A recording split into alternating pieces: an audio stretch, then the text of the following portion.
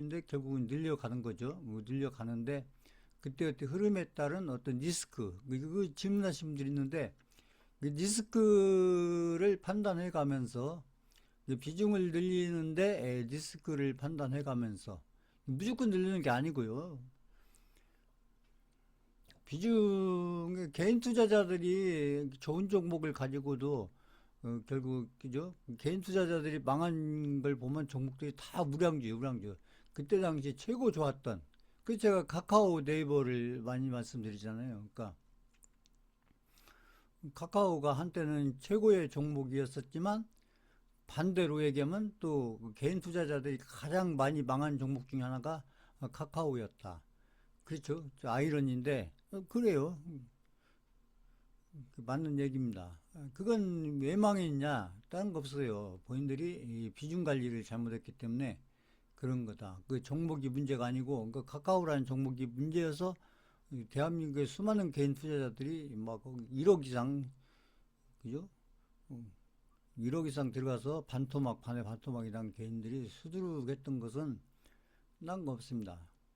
한마디로 뭘 잘못했냐 이렇게 물어보면 그 비중 조절을 잘못했다 이 얘기죠. 비중 조절. 지금도 마찬가지예요. 지금도 지금 같은 역대급 이런 대세 상승장이 진행이 돼서 그냥 자고 나면 일어나고 자고 나면 시장이 지금 그렇잖아요. 시장이 자고 나면 올라가고 특히 코스피가 그렇죠.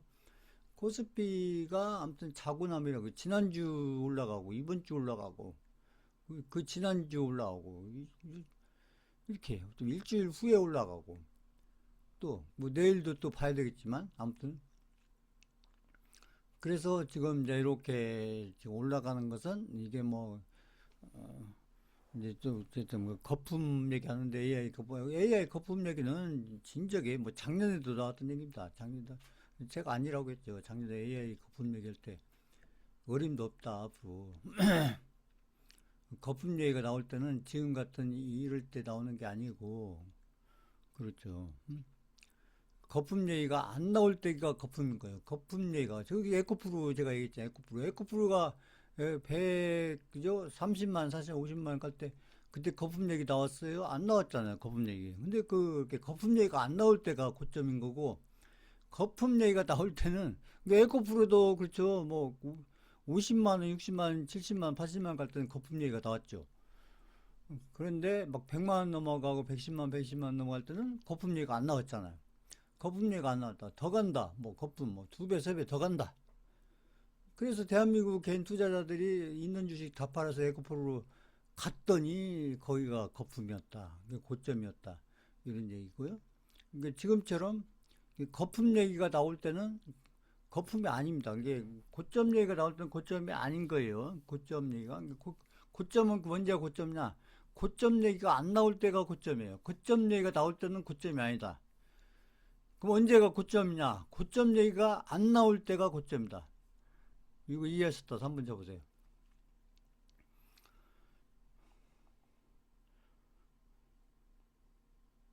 그렇죠. 인간 지표 있잖아요. 인간 지표. 그뭐 경제 지표 뭐 수많은 경제 지표가 있지만 그 정확도에서 따지면 가장 정확한 게 이 인간 지표다. 인간 지표인데 우리가 이제 그 고점이 중요한데 매도를 하는 데 있어서 그렇죠. 고점이 중요한데 그 언제가 고점이냐? 그래서 고점이냐?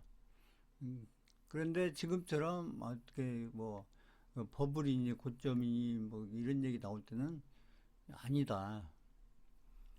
이미 다 올랐다. 그러면 다 오른 게 아니에요. 이미 다 올랐다. 이 얘기가 나오면 아직 덜 올랐다. 그러니까 그 해석을 해보면 반대다. 반대. 근데 반대로 앞으로 더 올라간다. 이 얘기가 나오면 그러면 거기가 고점일 가능성이 높다. 이 얘기죠. 그러니까 항상 그러니까 인간 대표를 기준으로 반대로 해야 된다. 그 대부분 개인들이 그렇잖아요. 개인들이. 그러니까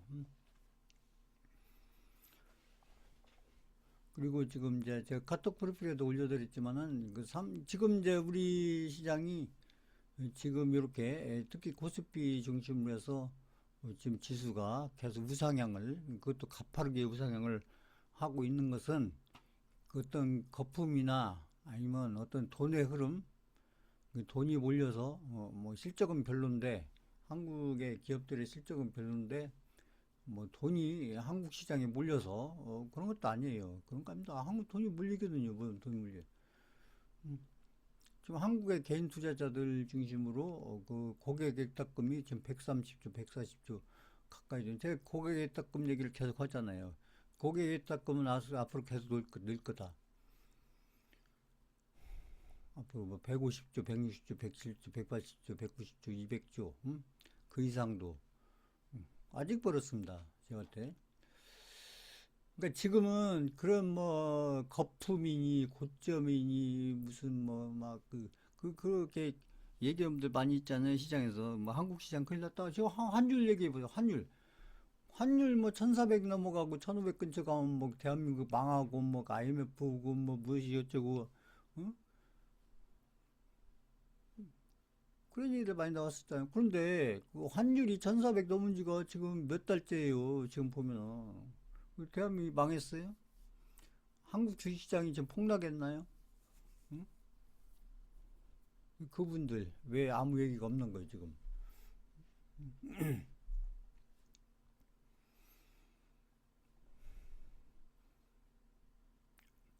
그 환율이 막 아무튼 1,400, 1,500 근처 하면 한국 주식시장이 막 그 코스피 지수가 반토막 나고 막 반에 반토막 나고 폭락이 이어지고 막 엄청난 폭락이 나오고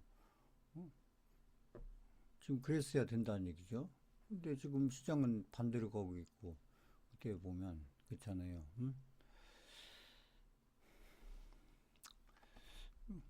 그래서 지금은 뭐 시장에 대해서 제가 있죠. 항상 시장에는 이제 비관론자와 이렇게 긍정론자가 있는데 그 시장을 잘 맞추는 사람들은 누구냐면 비관론자예요. 비관론자. 이게 시장이 떨어질 거다. 뭐 때문에 떨어질 거다. 시장이 뭐 어쩌다.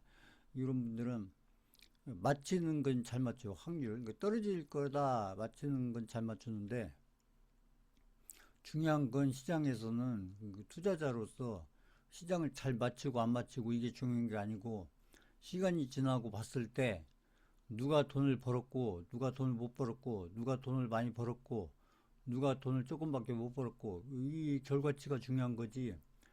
시장을 올라갈 거다 떨어질 거다 이거 잘 못 맞히더라도 그리고 예언한 게 예상한 게 틀리더라도 응? 나중에 결과론적으로 그 투자 결과에서 누가 수익을 많이 내고 수익을 얼뚱하게 많이 냈느냐 결국 이게 중요한 건데 거기 보면은 결국 어느 시간이 지나고 나서 특히 지금 같은 대서상순이나 강세장에서 시간이 지나면서 돈을 많이 벌고 다른 사람들 대비해서 두 배든 세 배든 몇 배든 훨씬 많이 버는 분들은 거의 100% 가까이 그 돈을 많이 버는 분들 중에 비관론자가 있을 수가 없죠. 비관론자는 주식 계속 팔기 바쁜데 이래서 팔고 저래서 팔고 이 악재 때문에 팔고 저 악재 때문에 지금 같으면 이란 전쟁 때문에 팔고 또 뭐 때문에 팔고 또 계속 팔아야 되는데 수익이 좀만 나도 팔고 뭐 아무튼 샀다가 좀만 그죠? 좀 뉴스 어떤 불안한 뉴스 나오면 팔고 그런데 어떻게 큰 수익을 났겠어요? 그러니까 이런 강세장 대상장에서는 제가 했듯이 누가 주식을 홀딩을 잘하느냐 이게 매수를 잘하냐가 아니고 됐잖아요. 지금은 누가 홀딩을 더 잘하느냐 홀딩 이게 보유를 누가 더 잘하느냐 그러니까 본인이 판단은 어떤 시장의 흐름과 어떤 종목의 흐름, 업종의 흐름에 대한 어떤 추세 판단을 잘해서 거기에 또 비중도 적절하게 늘려가면서 비중을 줄여가는 게 아니고요.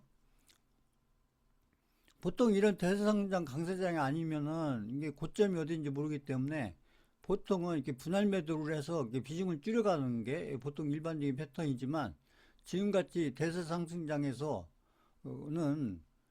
이게 추세에 대한 어떤 흐름을 판단해가면서 비중을 줄이는 게 아니라 비중을 오히려 늘려서 그러니까 비중을 아무 때나 늘리는 게 아니고 흐름을 보고 리스크가 적은 부분, 리스크가 적은 위치에서, 리스크가 적은 어떤 타이밍에서 그게 좀 어렵죠. 그러니까 이제 그런 부분들에 대한 어떤 판단을 이제 그런 것들을 잘 하려면 결국 경험이 많이 쌓여야 되는 거예요. 제가 늘 얘기했듯이.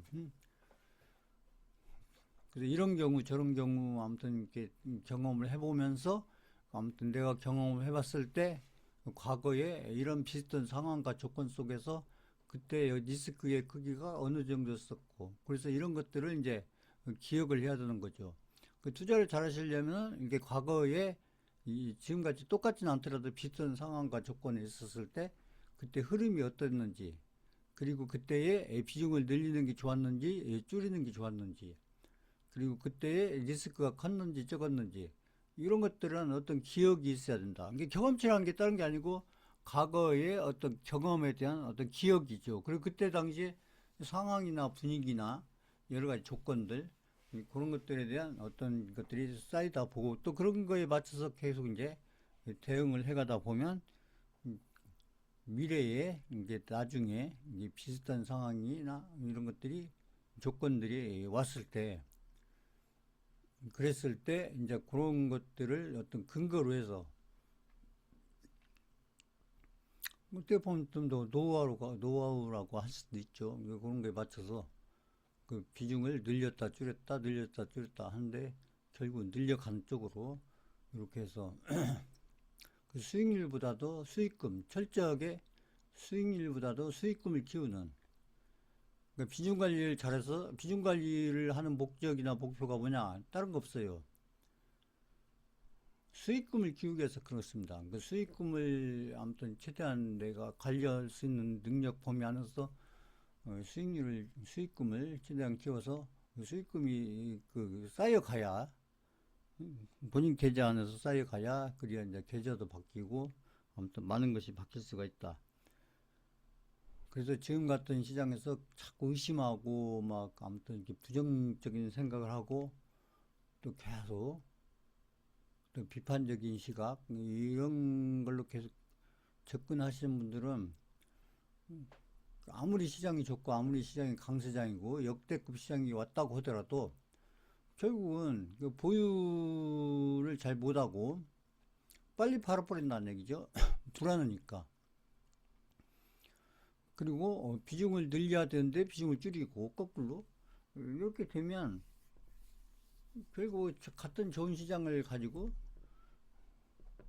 그리고 제가 삼성전자 SK하이닉스 얘기를 계속 제가 말씀드렸는데 저는 삼성전자 SK하이닉스는 제가 계속 간다고 얘기했어요. 10만 원일 때도 제가 기억 잘 보세요. 10만 원일 때부터 저도 간다고 했습니다. 거기가 고점이라고 저 얘기 안 했어요.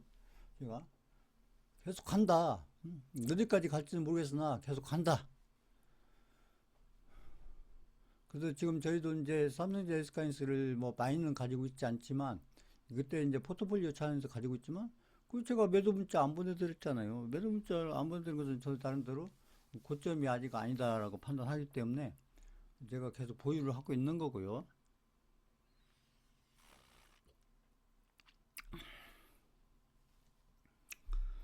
자, 그래서 지금 시장은 뭐 더없이 좋은 시장이다. 특히 코스피를 중심으로 지금 엄청나게 좋은 시장이 지금 펼쳐지고 있고 오히려 뭐 다음 주가 어떠냐, 뭐 다음 주가 뭐 기대된다, 걱정된다 이게 아니고 오히려 기대된다 이런 거고 주말 보통 주말이면 걱정이 많이 드는데 그쵸? 또 월요일 날 되면 또 막 급락 나고 폭락 나오는 거 아닌가 이러는데 지금 반대다. 오히려 지금 보면 주말에 호재가 더 나오고 있어요. 뭐 전쟁에 관련 것이 됐던 뭐 지금 반도체가 어떻게 보면 이제 AI에 관련해서 가장 핫한 업종이죠. 가장 핫한 업종인데 이 반도체와 관련된 어떤 호재성 그런 어떤 뉴스들이 또 꼭 보면 주말에 이제 미국하고 한국하고는 이제 시차가 크니까 좀 주식시장 열리고 안 열리고가 좀 이제 시간차가 있긴 한데 아무튼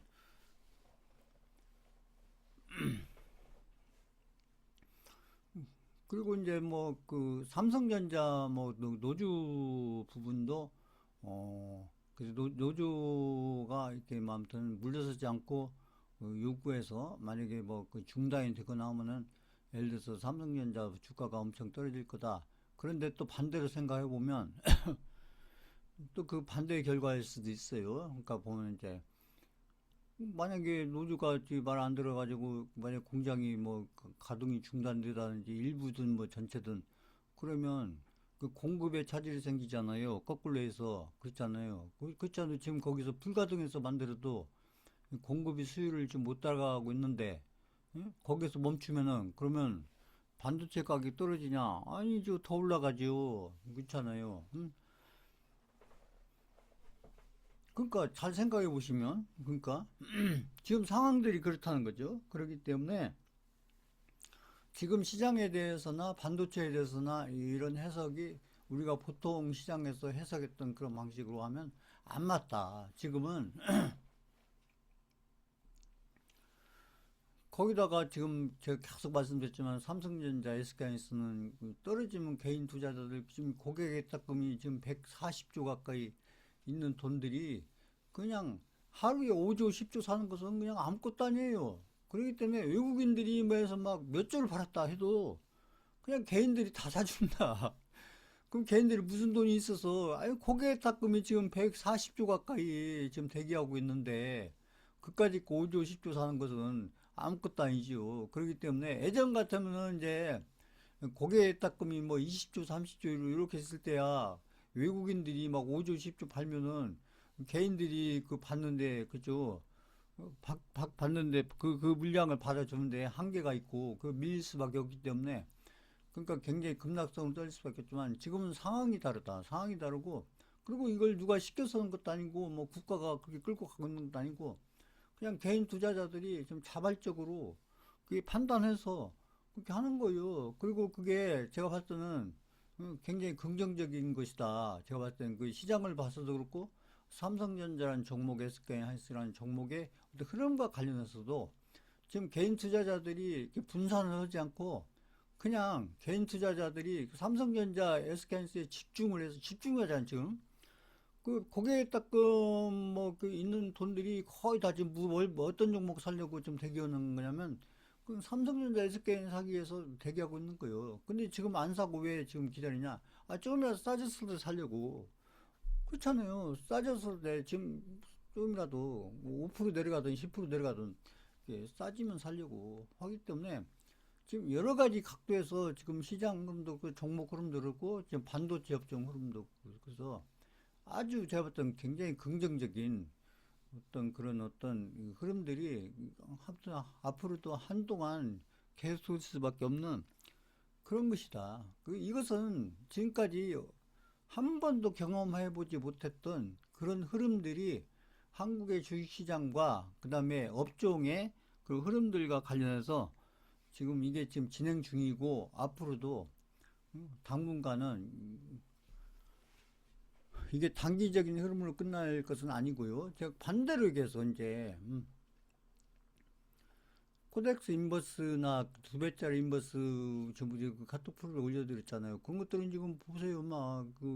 뭐 개인들이 또 적은 돈 들은 게 아니고 큰 돈 들어갔는데 막 지금 보면은 마이너스가 마이너스 막 95%, 96% 어떻게 보면 코인보다도 더 하지 않을지 보세요. 그러니까 응?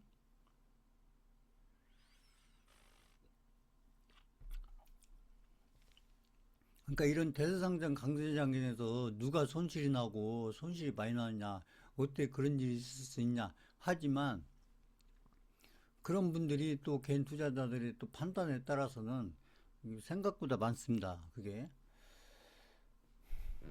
그래서 시장에 대한 어떤 방향에 대한 판단이 잘못되고 그리고 해석이 잘못되면은 엄청나게 잘못된 결과를 가져올 수 있는 게 또 반대로 얘기하면 지금 같은 대세상장 아무튼 이런 흐름들이고 결국 이제 이런 대상장에서는 나중에 끝나고 보면 결국 누가 돈을 제일 많이 벌었냐 딴 거 아니에요. 과거에 주식시장에 대한 경험이 많은 분들이 경험이 많았던 분들이 그런 분들이 돈을 많이 벌 수밖에 없는 것이죠. 아무래도 그렇잖아요.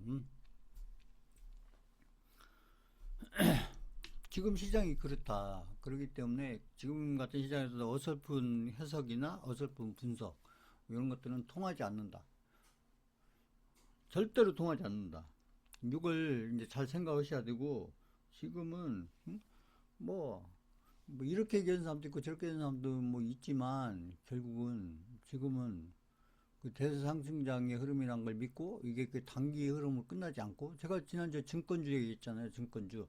그 삼성전자 증권주가 지난주에 아무튼 상한가 간 것은 그 증권주가 상한가 갔다 이게 중요한 게 아니고 앞으로 우리 시장에 앞으로 큰 어떤 상승 추세가 앞으로 오고 있다는 것을 아무튼 알려주고 있는 신호탄이다. 좀 그렇게 가고 있잖아요. 보시면.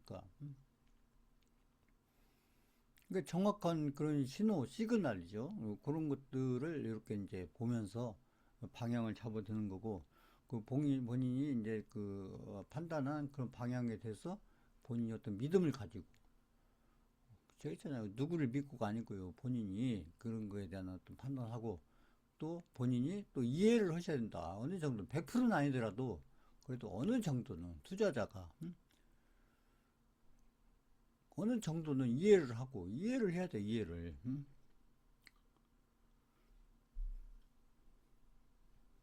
특히 이제 지금 같은 대상시장에서는 이제 본인들이 어떤 생각을 가지고 투자를 해가느냐가 중요한데 아무튼 이제 보시면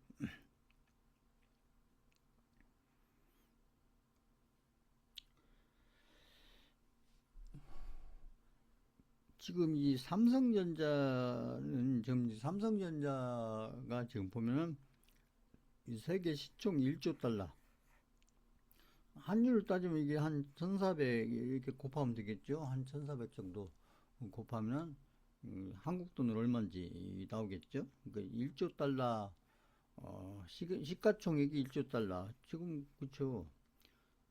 그러니까 지금 삼성전자가 세계 11위. 그러니까 1위가 지금 엔비디아가 뭐 4.77달러. 근데 삼성전자가 지금 1.2조 달러인데 아마 저는 이게 더 늘 거다 앞으로 더 늘 거고.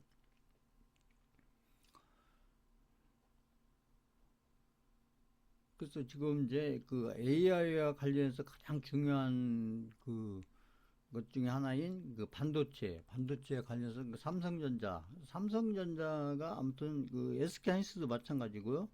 이게 이제 그동안 그 삼성전자 SK하이닉스가 왜 이렇게 시가총액이 지금 그저 그 300조 400조였던 게 지금 1000조 넘어가고 지금 2000조를 지금 눈앞에 있고 2000조 그죠?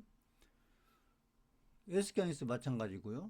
그왜 이렇게 짧은 기간에 그냥 그 삼성전자 SK하이닉스가 지금 평가를 그동안에는 이제 평가를 삼성전자 SK하이닉스가 그동안은 이게 저평가를 받았다가 지금은 이게 이제 제대로 된 이게 재평가 제대로 된 평가를 받고 있는 거고 그럼 이게 끝이 아닌 거고 이제 이렇게 제대로 된 평가를 받은 것 플러스 나중에 이제 이게 넘어가면 이제 저평가에서 이제 이 업종이나 종목이 이제는 이제 어떤 이제 저평가가 아니고 이제 어떤 프리미엄입니다. 프리미엄.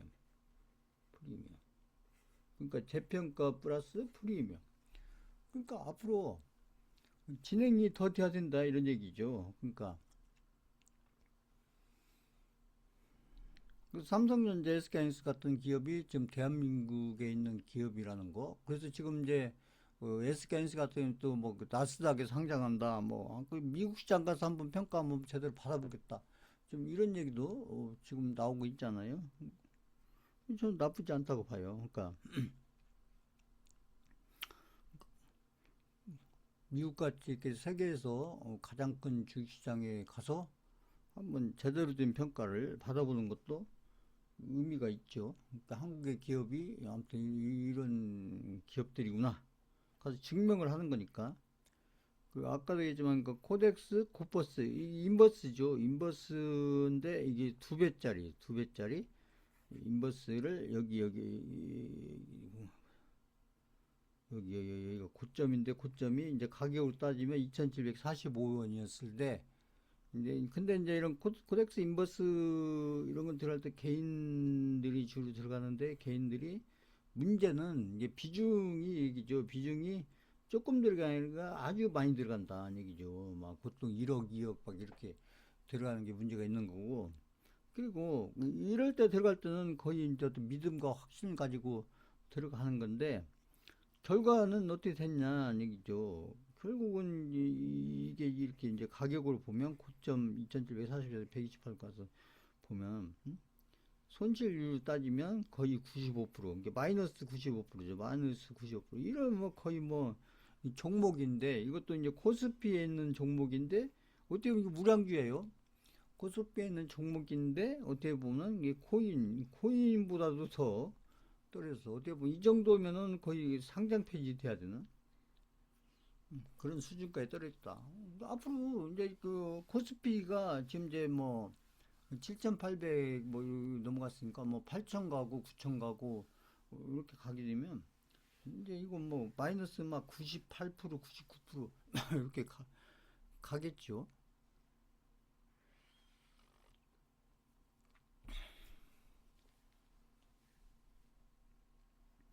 그럼 이게 뭐 언제 회복이 되겠어요? 이게 문제 막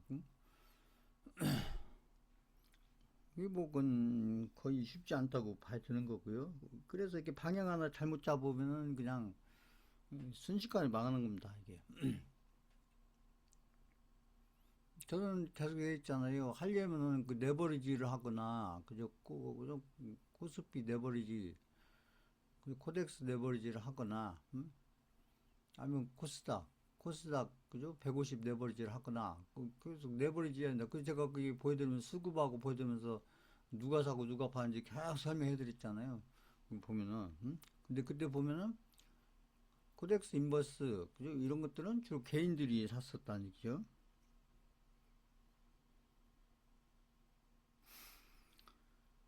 그리고 이제 이 금리 인하에 대해서 어떻게 보면 이제 그 일반적인 경제론을 봤을 때는 이제 뭐 금리 인하가 좀 어렵다. 오히려 금리 인상을 해야 된다.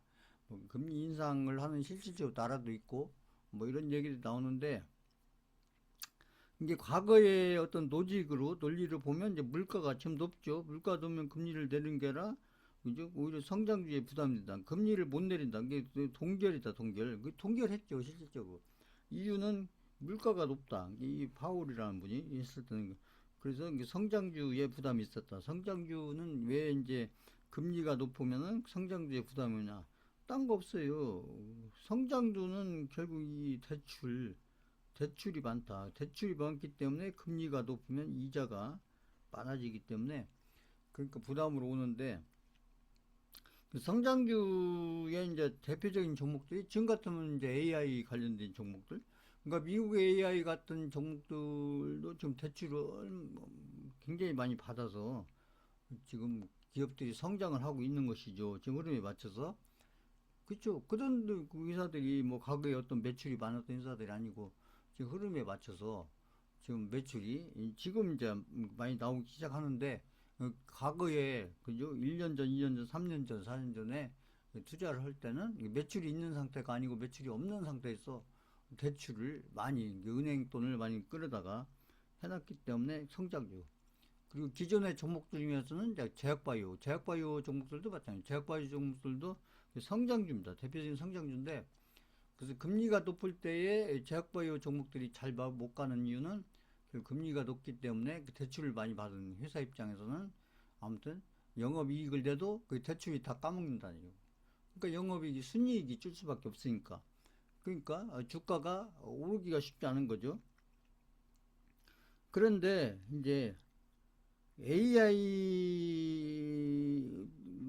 AI가 지금처럼 이제 이렇게 이제 발달을 해서 AI가 이제 공장이라든지 기업이라든지 아무튼 이런 데 이제 AI가 아무튼 들어가게 되면, 그러면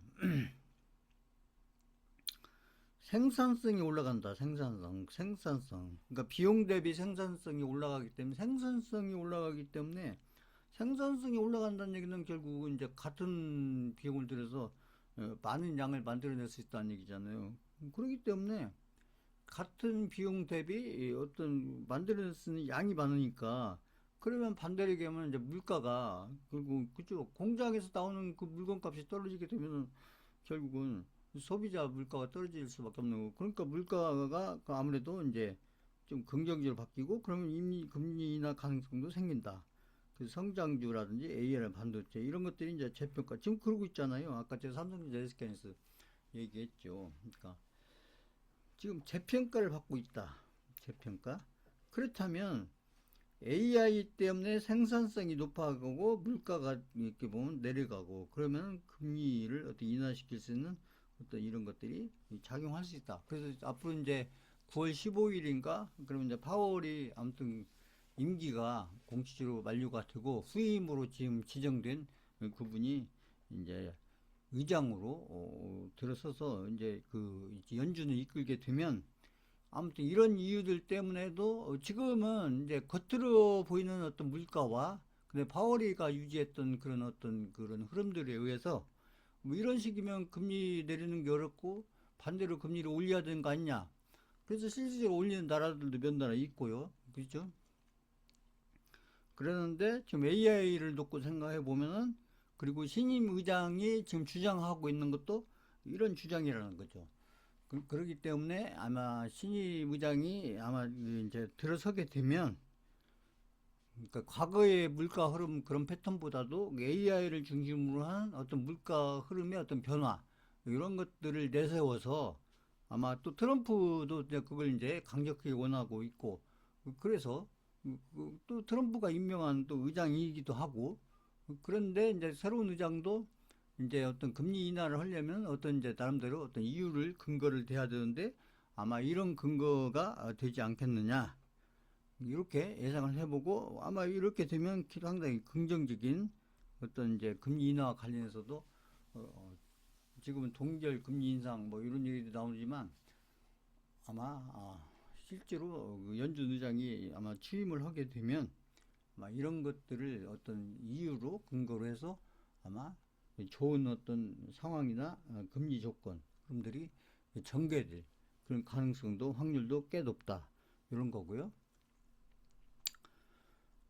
지금 보면 이제 뭐그 삼성의 뭐 아무튼 그 노조가 아무튼 뭐 회사한테 성과급으로 뭐 그 뭐 아무튼 15%인가 10%인가 아무튼 요구했잖아요.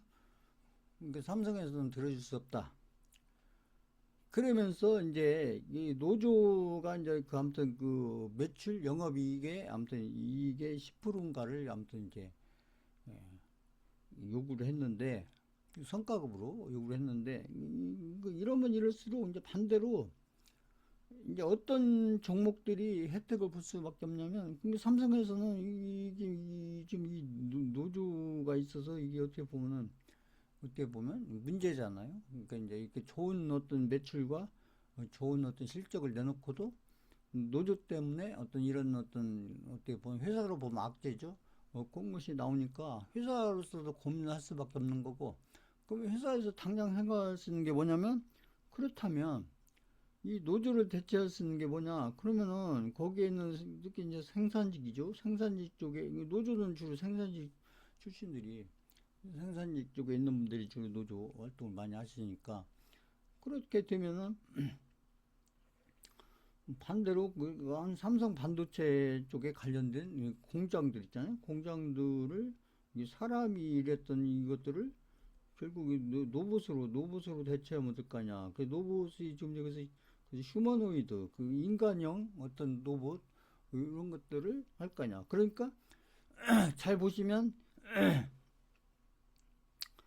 그 삼성의 노조가 뭐 이렇게 뭐 10%를 요구한다. 그러면 언뜻 보면은 악재 같아요. 시장이 악재 같은데 또 업종을 놓고 보면 결국은 이제 그 이 로봇에 대한 수요가 많이 생길 수밖에 없고 그러니까 그 로봇주들한테는 또 이게 이제 호재가 되는 거예요. 반대로 그러니까 보면 이게 악재처럼 보이는데 이게 반대로 업종을 따져 보면 이 로봇과 관련된 어떤 수요들이 엄청나게 늘을 수밖에 없기 때문에 그 로봇에 대한 그 수요가 많아지고 그리고 로봇주들에 대해서는 하나의 호재로 그러니까 음과 양이 있다는 거죠. 이게 주식 투자를 하면서는 항상 어떤 사건이 터지면 항상 음과 양이 있습니다. 음과 양. 그래서 투자를 잘하시는 분들은 항상 이걸 보는 게 아니라 그러면 반대로 이걸로 해가지고 이렇게 이제 호재로 작용할 수 있는 업종이 어디냐 이렇게 찾는 것이죠. 그래서 지금 노부주들이 어떻게 보면 이제 AI와 관련해서 노부주들이 아주 중요한 어떤 분야이기도 하지만 거기 플러스 해서 그 노부주들로 하여금 더 어떻게 보면 노부주들의 흐름을 더 좋게 만들어주는 이 원인이 됐던 것 중에 하나가 이 바로 노조, 그 삼성 노조, 뭐 아무튼 그러니까 지금 뭐 그러니까 또 카카오도 뭐 카카오도 10% 15% 노조에서 달라고 요구한 것 같더라고요 보니까. 그러면 그럴수록 이제 공장들 있잖아요. 공장들은 제조업과 관련된 공장들은 노봇에 대한 어떤 고민을 할 수밖에 없고 그래서 지금 대형 회사들은 다른 데로 지금 로봇을 자기들이 그냥 직접 개발하겠다 아니면 투자를 하겠다 투자 내지는 직접 개발하겠다 그렇게 해서 지금 진행 중인 그 로봇 관련된 회사들이 지금 있다는 거죠. 그래서 삼성 관련된 로봇 관련된 종목들이 이제 이런 기업들 종목들이 있고 그죠? 저희가 이제 이 종목 가지고 있는 거죠. 근데 이제 삼성과 관련 종목도 있고 RS 오토메이션 가지고 매도를 했고 그러니까 이런 식으로 있고 LG와 관련된 노브 관련된 회사도 지금 대장주 제가 했죠. 노브티즈 이런 종목들 이런 종목들이 있고 대충 이렇게 알아두세요. 그러니까 노브주는 지금 저희가 이 대세 상승장에서 노브주 이제 순환매식으로 해서 이게 이제 돌고 하면서 이제 또 흐름들이 우상향하는 흐름들이 나올 건데 거기에 이제 특히 노부주들 중에서도 이렇게 대기업과 관련해서 삼성, LG, 그죠? 현대도 마찬가지예요. 현대 이 보스턴 다이미너스 해가지고 한데 현대와 관련주는 저희가 이제 클로버 종목 있고 그래서 그래서 현대와 관련 종목들도 이런 종목들이 있다. 이런 종목들이 지금 이제 노복과 관련된 관련주다. 노복과 관련된 관련주. 뭐 몰라도 상관없지만 이렇게 대략 아무튼 저희가 하고 있는 종목들이 지금 뭐 어떤 기업과 관련된 종목이냐 이렇게 좀 알고서 하면 조금 뭐 좋겠죠. 전혀 모르고 하는 것보다는 그러니까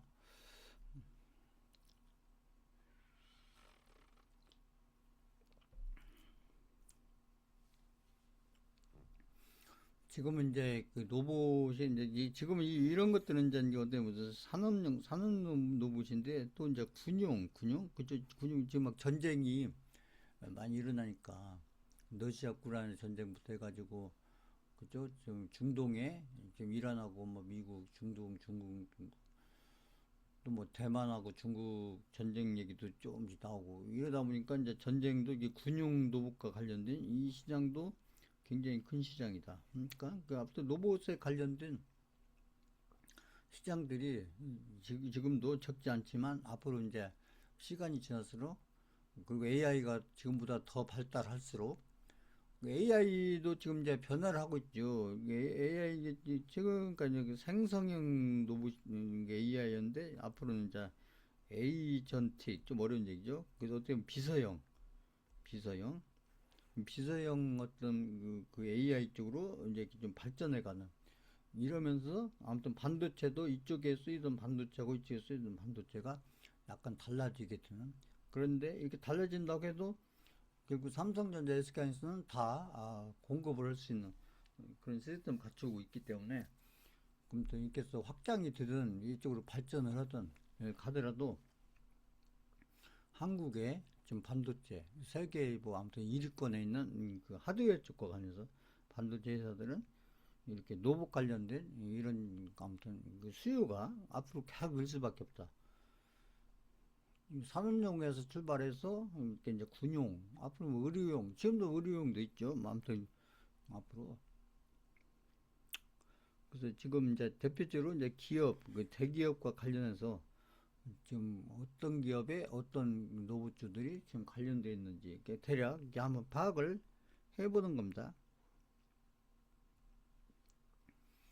그리고 우리가 이제 투자를 하든 뭘 하든 우리가 좋은 기회를 얘기하는데 이 좋은 기회라는 것이 우리 앞에 올 때는 내가 진짜 좋은 기회야 이렇게 알려주면서 오지 않는다. 이게 지금이 아주 좋은 기회야 이렇게 알려주면서 오지 않고 반대로 어떤 기는 이게 너무나 막 리스크가 있는 거 아니야? 아니면 막 너무 이렇게 무서운 거 아니야?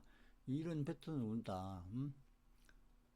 그래서 결과론적으로 결국 무섭다고 겁난다고 피하면 계속 피하기만 하면 결국 삶도 투자도 결국 제자리에서 빙빙 돈다. 이게 무슨 얘기냐면 이게 아무튼 좋은 기회가 왔을 때 그 알아보지는 못하더라도 그 기회를 놓치지 않으려면 그 리스크라는 것은 제가 했죠. 리스크라는 것은 우리가 어떤 게 회피를 하는 게 아니고 회피를 하면 계속 그 안으로 들어가지를 못한다는 얘기죠. 회피를 하는 게 아니고 리스크는 어느 정도 감수를 해서 그러니까 리스크가 있는 줄 알지만 그걸 떠안는다는 얘기죠. 감수를 해서 그 리스크가 있는 줄 알면 그걸 그대로 놔두면 안 되고 리스크를 감수했기 때문에 결국 관리를 해야 되는데 그 뭘로 관리하냐? 제가 계속 말씀드리는 비중으로 관리한다. 비중을 어떻게 늘리고 줄이고 하면서 관리를 하는 것이다. 그러니까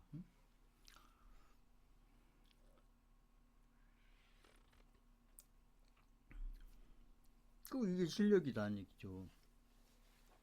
특히 투자라는 것은 리스크를 피해 다니는 게 아니고 주식이 됐든 뭐 부동산이 됐든 뭐 코인이 됐든 아무튼 어떤 투자든지 간에 결국은 리스크를 내가 어느 정도 그러니까 받아들인다는 거죠. 내가 떠안는다.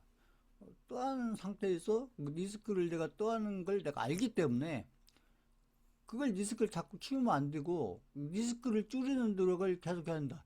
비중은 늘리면서도 리스크를 줄이는. 그게 어렵죠. 그러니까 비중을 늘리면서 리스크를 줄이는.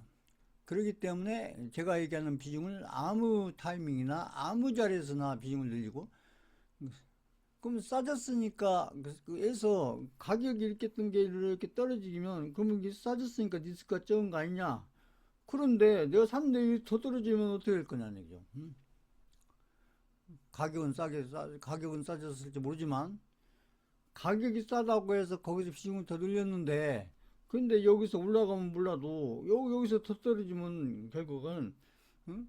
싸다고 비중을 늘려서 그 리스크가 늘은 게 아니라 줄은 게 아니라 리스크가 는다. 그러니까 리스크라는 것은 비중을 늘릴 때 싼 가격에 사면 언뜻 생각하면 그렇죠. 그 비싼 가격보다는 싼 가격에 사면 리스크가 그만큼 줄 거 아니냐. 그런데 거기 사갖고 더 떨어지면 어떻게 할 거냐는 얘기죠. 차라리 지금보다 조금 더 비싼 가격에 사더라도 거기서 비중을 늘렸을 때 거기서 조금 우상향해서 올라가는 그런 자리. 그런 자리가 정해져 있고 그런 100% 자리는 없지만 그렇게 확률이 높은 자리에서 그런 자리에서 비중을 그것도 한 번에 늘린 게 아니라 흐름을 보면서 비중을 이렇게 단계별로 여러 번에 걸쳐서 한 번이 아니고요. 여러 번에 걸쳐서 이렇게 비중을 늘려가는 그런 패턴으로 하셔야 어떻게 보면 리스크를 줄여가면서 비중을 늘리는데 리스크를 키우면서 비중을 늘리면 이거 의미가 없는 거예요. 비중을 늘리되 리스크를 줄이면서 비중을 늘려야 이게 의미가 있다. 자, 이거 이해하셨다. 5번 적으세요. 이게 간혹 보면 어떤 분들이 이제 문자 오신 분들이 있어요. 이게 제가 이제 추가하면서 드린 종목들을 뭐 어떤 이유였든지 간에 본인들이 이제 비중을 이제 많이 늘려놓지를 못했는데 이렇게 이제 그 문자가 오늘 때 보면 이게 가격이 올라갔다 가격이 떨어질 때 제가 문자 보내드리지 않았는데 가격이 떨어졌으니까 지금 더 늘려놓으면 어떠냐 이렇게 물어보시는데 그 가격이 떨어져서 거기에 리스크가 적다고 판단했으면 제가 문자를 보내드리겠죠. 주가 매수라고. 근데 왜 주가 매수를 제가 안 보내드렸겠어요? 그 자리에서 가격은 낮아졌지만 거기서 주가 매수를 하면 저는 리스크가 더 커지는 자리라고 판단하기 때문에 제가 문자를 안 보내드린 거예요. 차라리 기다렸다가 오히려 조금 더 올라가서 가격은 더 비싸졌더라도 거기서부터 좀 그러니까 어떻게 보면 리스크가 줄은 자리, 상승할 가능성이 높은 자리, 이런 자리, 그러니까 비중을 더 실더라도 그죠? 내려갈 확률보다 올라갈 확률이 높은 이런 자리에서 사는 게 가격은 좀 더 비싸게 사더라도 저는 리스크가 더 적다. 이렇게 판단하기 때문에 오히려 저는 이제 그런 자리에서 추가 매수 문자를 보내드립니다. 그리고 관련해서 이렇게 문자 오시는 분들이 가끔 있어서 제가 설명을 드리는 겁니다. 자, 이거 이해하셨다. 그러니까 추가 매수해서 비중을 늘리는데 어떤 생각하면 그래서 개인들이 망하는 거예요. 개인들이. 응? 카카오 사가지고 망한 분들이 왜 망했겠어요? 싸다고 비중 늘리고 싸다고 비중 늘리는데 그냥 끝없이 내려가니까. 그러니까 비중이 늘수록 리스크가 커진 거죠. 리스크가. 응? 그러니까 반토막도 나고 반토막도 나고 막 이러는 것이죠.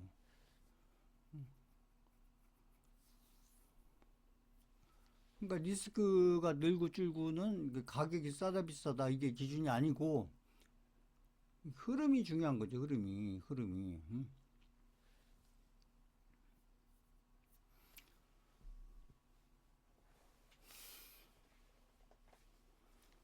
그래서 이제 이 비중 관리가 가장 중요하고 비중 관리가 쉬운 건 아니에요. 절대 제가 있잖아요. 무조건 비중 관리하면 큰일 난다고. 물타기 절대 안 물타기가 대표적인 그런 경우잖아요. 물타기 절대 하면 안 된다. 비중을 늘리는데 떨어질 때마다 비중을 늘리는 게 그게 물타기인 거예요. 차라리 물타기보다 불타기가 낫다. 그 리스크 관점에서 그렇다는 겁니다. 물타기보다는 차라리 불타기가 더 낫다. 불타기가. 리스크를 줄이는 쪽에서 그렇다는 얘기입니다. 이걸 잘 이해하셔야 되고 가격이 기준이 아니라는 거죠. 가격을 기준으로 싸니까 리스크가 적고 비싸니까 리스크가 크고 이게 아니고 그건 이제 고점을 얘기하는 거고요. 그러니까 완전 고점에서야 그죠. 고점에서 사는 거는 완전히 고점이나 고점 근처에서 사는 것은 그건 거의 자살행위나 비슷한 거고 아직도 고점을 가려면 아직 멀었는데 아직 중간도 안 왔고 뭐 무릎도 안 왔는데 그런 단계에서도 무조건 싸게 사는 게 리스크를 줄이는 게 아니고 그렇죠. 오히려 그렇잖아요. 추가 매수는 이게 어떻게 보면 물타기식 추가 매수가 아니고 약간은 불타기식. 그렇다고 무조건 비싼데 더 사고 한다는 게 아니고 물타기식이 아니고 약간은 이제 표현을 한번 그렇다는 겁니다. 물타기식보다는 불타기식. 그러니까 그런 이제 어떤 맥점들, 그 이제 매물대라든지 여러 가지 그런 것들 잘 보시면서 아무튼 매물대를 아무튼 뚫고 매물대가 이제 저항을 뚫게 되면 그 지지로 바뀌잖아요. 그런 어떤 이제 차트적으로 보면 그런 구간들 아니면 이제 여러 가지 심리적인 부분도 있는 거죠. 심리적인 부분도 있고 가격에 대한 심리. 그래서 뭐 10만을 넘어간다, 20만을 넘어간다 했을 때 그런 가격에 대한 뚫기 힘든 가격 뚫고 나면 그 다음 단계 10만원을 뚫으면 그 다음 20만원을 보고 20만원 보면 그 다음 30만원 보고 어떤 이런 심리적인 숫자 부분도 있고 가격적으로 그렇답니다. 그 다음에 차트적으로 보면 매물대 지지 저항 뭐 여러 가지 이런 것들을 이제 잘 판단해 가면서 그 다음에 이제 그 대장주의 흐름 대장주의 흐름이 어떤지 내가 보고 있는 종목만 보시면 안 되고 항상 대장주의 흐름이 어떤지 대장주가 계속 지금 추세 흐름을 가고 있는지 추세가 꺾였는지 고점을 이미 그죠 지나서 지금 하향 추세로 바뀌었는지 그 여러 가지 것들을 좀 보면서 추가 매수를 할 건지 안 할 건지를 판단하는 것이고요. 그래서 이제 비중 관리 부분은 이제 경험이 이제 좀 많이 쌓일수록 좋다. 이 말씀을 드리는 거고요. 그게 단순하게 하는 게 아니다. 걸 다시 설명드리고 이제 앞으로는 이제 가능하면 그런 문자 보내지 마세요. 제 답변은 해드렸지만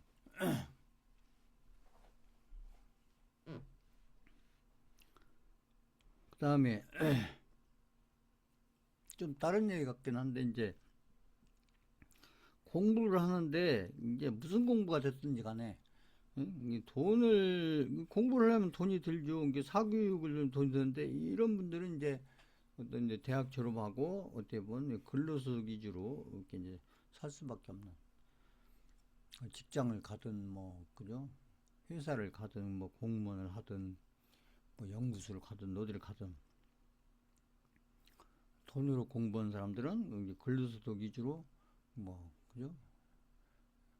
정년퇴직 할 때까지 몇십 년을 그렇게 살 수밖에 없는 이런 구조고 잘 보면 이제 돈으로 공부하는 공부를 하는데 돈에 대해서 공부하시는 분들은 그런 분들은 결국 돈을 공부한다는 것은 그게 뭐냐면 그 자본주의를 공부하는 거죠.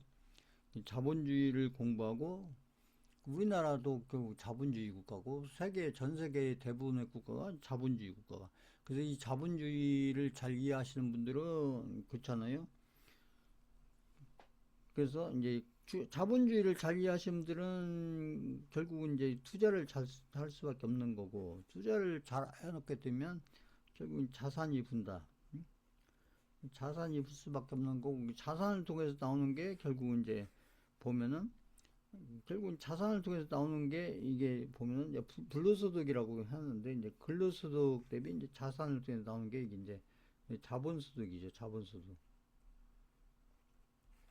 대표적으로 이제 주식을 많이 가지고 있다 보면 그러면 배당이 나온다든지 그죠? 배당 이런 거 보면 자본소득이잖아요. 아니면 자본 배당이 나오든 아니면 내가 이제 어떤 주식이 됐든 어떤 이런 것들을 가지고 있다가 뭐 50%를 벌든 100%를 벌든 뭐 200%를 벌든 이러면 차익이 생기는데 그죠? 우리가 이제 수익이라고 얘기하지만 그러니까 배당을 통해서 어떤 소득이 생기기도 하고 아니면 어떤 차이 그죠? 상가격과 판가격과 차이에서 어떤 수익이 발생하게 되면 자본소득. 그래서 돈을 공부해서 어떤 이 자본주의를 잘 이해하게 되면 시간이 지나고 나서 바로 그딴 게 아니고 5년, 10년, 뭐 15년 이렇게 지나고 났을 때 결국은 이제 근로소득보다는 이제 자본소득이 들어서 그렇게 해서 내가 일을 하지 않더라도 어떻게 보면 자본이 소득을 만들어주는 배당이 됐든 어떤 차익이 됐든 그런 걸 통해서 이런 게 나오면 어떻게 보면 약간 불로소득 성격의 어떤 소득이 발생하게 되는 거고 그러니까 이런 걸 잘 하려면 그 이제 돈이 뭔지 자본주의가 뭔지 자본주의의 핵심이 뭔지 이런 것들 그 자본주의의 핵심은 뭐냐 그건 딴 거 아니에요. 자본주의의 핵심은 결국 주식입니다.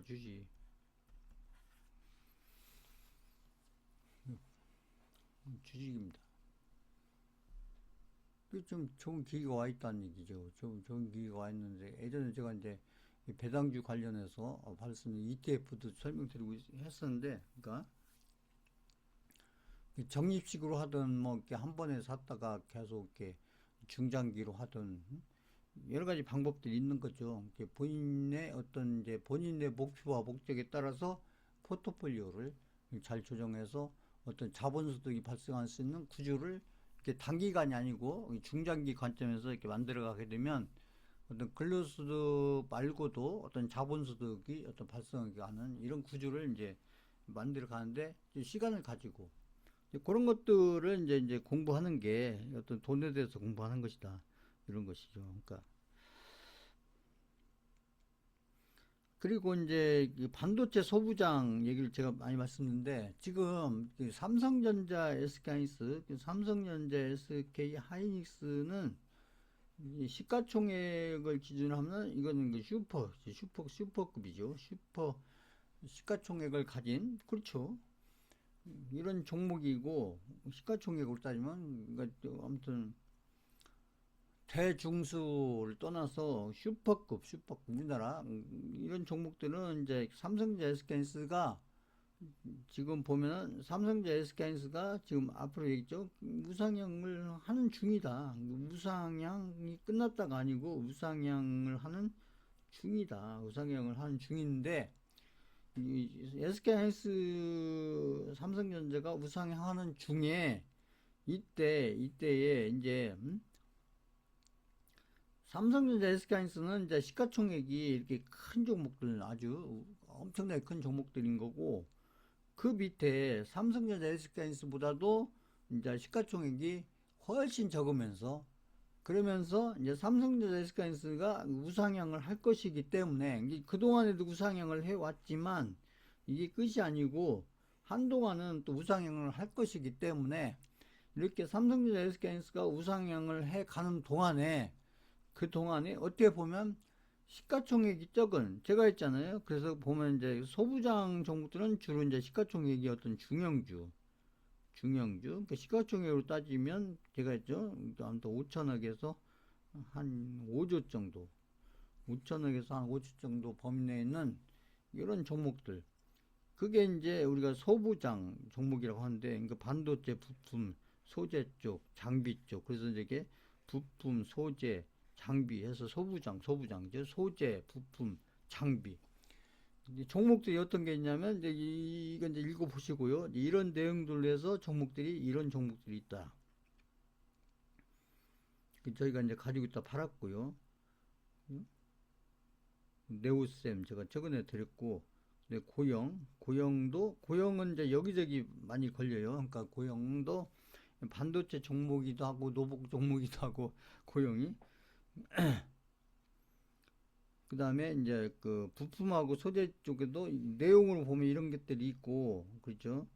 거기에 이제 제가 이제 저희 같은 게 동진 세미캠을 제가 지금 들여서 제가 지금 보유 중이고 이걸 뭐 다 가지고 있을 수는 없어요. 여기서 이제 몇 개 골라서 이제 가지고 있으면서 이제 중요한 것은 이제 어떤 종목을 가지고 비중을 좀 이제 늘려갈 거냐 이게 중요한 건데 아무튼 그런 내용과 어떤 흐름과 여러 가지 그런 상황과 조건들을 보면서 이제 종목을 선택해서 비중을 그리고 HPSP도 있죠. 뭐 이런 종목들 원일링 종목 보세요. 그래서 이제 반도체 소부장 하는데 소부장이 뭐냐? 그래서 그죠? 뭐 소재와 부품과 장비 내용은 이런 내용들이고 이런 내용들이 좀 말들이 어렵죠. 이게 좀 전문 용어이기 때문에 그냥 이런 내용이구나. 막 요식표 넣고 뭐 이런 내용이구나. 소부장 이런 뜻이구나. 그 종목들이 이런 게 있구나. 이 중에서 저희가 가지고 있는 종목이 이런 종목이 있구나. 이렇게 좀 알아두시라는 겁니다. 어째 종목을 가지고 있으니까요. 이 얘기도 제가 이제 말로만 계속 말씀드렸는데 이걸 좀 한번 이제 정리를 해보면 지금 뭐 한국의 주식이 앞으로 베네수엘라 그 마두로스 있잖아요. 그래서 미국에서 그 지금 체포해 있는 그 베네수엘라 꼴난다. 한국의 주식 가지고는 큰일 난다. 앞으로 이렇게 주장하시는 분들은 어디다 보면 맞는 말인 것 같기는 한데 또 다른 편으로 보면 이분들은 진짜 경제를 아는 건지 주식을 아는 건지 주식이 뭔지 경제가 뭔지를 알고서 하는 얘기인지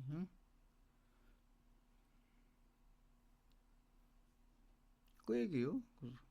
그래서 이런 분들은 뭐 지금 같은 대세상승장 뭐 역대급 대세상승장이 왔어도 제가 봤을 때는 그냥 돈 벌기 싫은 거예요. 돈 벌기 싫구나. 정말로 돈을 정말 버는 게 싫은 건지 어쩐지 모르겠으나 아무튼 제가 봤을 때는 그렇게밖에 안 보인다. 뭐 여러 가지 뭐그 논리를 대면서 뭐 주장을 하고 있지만 제가 봤을 때는 경제에 대해서 주식에 대해서 정말 알고서 하는 소리인지 좀 의심스럽다. 여기 지금 수강생들은 그러면 안 된다는 수강생들 지금 돈 벌기 바쁜데 지금 뭐 그런 걱정하고 그런 거 하고 있으면 이렇게 대세상장 지금 이렇게 기다리던 좋은 시장이 와 있는데도 어떻게 해서 돈을 많이 벌 것인가 이것을 연구하고 고민하고 해야 되는데 응? 엉뚱한 걱정하고 엉뚱한 고민하고 그러고 있으면 돈을 언제 투자를 해서 언제 돈을 버냐는 얘기죠. 응? 그리고 이게 이제 보통 일반적으로 그렇다는 겁니다. 일반적으로 좀 가난한 분들은 인생의 한 방을 누리고 그러다 보니까 도박이라든지 뭐 이런 거에 매달리게 되는 거고 이 부자들 아무튼 어떻게 보면 이제 경제적으로 뭐 이렇게 부자가 된 사람들 그런 사람들은 한 방보다는 어떤 과정을 중요시한다. 이 과정이 중요하죠. 그래서 물론 이제 그 한방이라는 것은 결국 이제 어떤 제가 있는 대박을 얘기하는데 이 대박이라는 것이 어떻게 보면 이렇게 문으로만 드는 게 아니고 어떤 대박이 오려면 반드시 과정이 필요하다. 과정이. 근데 이 과정이 제가 했잖아요. 과정이 절대로 쉽지 않다. 쉬우면은 누가 대박을 못 내겠어요. 대박을 다 성공하지. 대박을 내본 분들이 대박을 내는데 성공한 분들이 아주 극수수. 제가 알기로는 상위 1%, 상위 0.1%밖에 안 되는 것은 그 이유가 뭐냐면 딴 거 없어요. 과정이 어렵고 힘들고 굉장히 고통스럽기 때문에 그렇다는 것이죠. 응? 그래서 부자가 된 분들은 이런 과정들을 한 번 겪고 두 번 겪고 세 번 겪고 그죠? 계속 반복해서 겪으면서 어떤 대박에 가까운 어떤 결과를 한 번 만들어내고 두 번 만들어지고 세 번 만들어지고 시간이 걸리더라도 됐잖아요. 시간이 걸리더라도 대박을 내는데 어떻게 단기간에 대박이 되겠어요? 그건 도박장을 가지 않고는 그런 결과를 기대한다는 게 이게 안 맞는 얘기죠. 그렇잖아요. 투자를 통해서 단기간에 짧은 기간에 어떤 대박을 내겠다.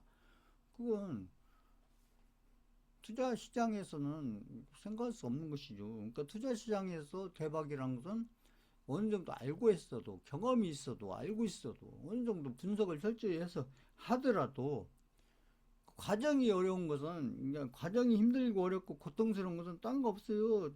중간중간에 예상한 게 아니고 예상치 못했던 악재가 예상하지 못했던 악재들이 수없이 생기기 때문에 그래요. 수없이. 근데 그걸 알고 선다는 거죠. 내가 어떤 걸 하면 잘하면 대박이 날 수도 있겠는데 그러면 앞으로 시간이 좀 제가 있는 중장기 시간이 좀 많이 걸 수밖에 없는데 시간이 많이 걸 수밖에 없는 이유가 뭐냐면 중간중간에 내가 예상하지 못했던 그냥 이런 악재 저런 악재 그냥 수없이 많은 악재를 만나면서 간다는 얘기죠. 그 피해가는 게 아니고 그런 악재를 만나서라도 포기하지 않고 거기서 버티고 그리고 또 기다리고 또 악재 나오면 또 버티고 그렇죠. 그리고 또 기다리고 또 악재 나오면서 기다리고 응?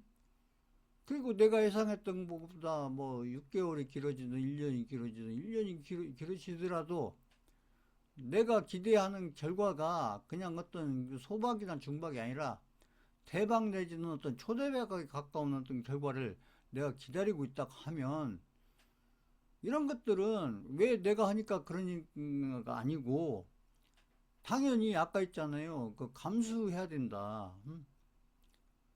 그렇잖아요. 생각지 못했던 뭐 이란 이라크 전쟁이 일어난다는 뭐 생각지 못하는 뭐 러시아 우크라이나 전쟁이 일어난다는 그런 전쟁을 비롯해서 그렇죠? 그 금리 문제도 그렇죠. 미국의 대통령 트럼프가 그 파월 의장한테 1년 전부터 그죠? 대통령 되기 전부터 금리를 내리라고 그렇게 그죠? 요구 내지 요청을 해도 아니 뭐 압력을 넣기도 하고 협박을 하기도 하고 해도 안 통한다는 얘기죠. 웬만하면 통했을 텐데. 그런 것들이 어떻게 보면 투자 시장에서는 어떻게 보면 악재일 수 있는 거예요, 악재. 뭐, 이게 이제, 파월이야, 이제 자기 어떤 이제, 뭐, 소신이나 본인의 어떤, 뭐 어떤 그런 판단에 의해서 그렇게 했겠지만, 저기 투자 시장 입장에서 보면은 그런 것들이 어떻게 보면 그 유동성의 흐름을 좀 이렇게 이제 어떻게 보면 막고 있는 거니까, 그죠? 금리를 좀 빨리빨리 내려서 그 유동성이 좀 막 넘쳐나게 예전에 코로나 때처럼 그렇게 됐었으면 시장이 유동성이 많이 늘어나면서 아무튼 시장이 주식시장도 마찬가지고 음, 저희가 기다리는 그 코인 시장 이것도 마찬가지죠. 그러니까 그래서 이제 아무튼 이제 과정. 그래서 이제 부자가 된 분들은 특히 투자를 통해서 투자라는 과정을 통해서 부자가 되신 분들은 이런 과정들을 한 번, 두 번, 세 번 이렇게 겪으면서 그런 과정들을 다 버티고 견디고 다 기다리면서 다 그런 과정들을 넘어간 이런 투자자들이 결국은 대박 내지 초대박이 나면서 운이 좋아서라기보다는 어떤 그때 뭐 본인들이 당연히 받아야 될 결과를 받아서 그런 결과들이 만들어질 거고 그분들은 이제 그런 식으로 하기 때문에 앞으로도 그렇게 한다는 얘기죠.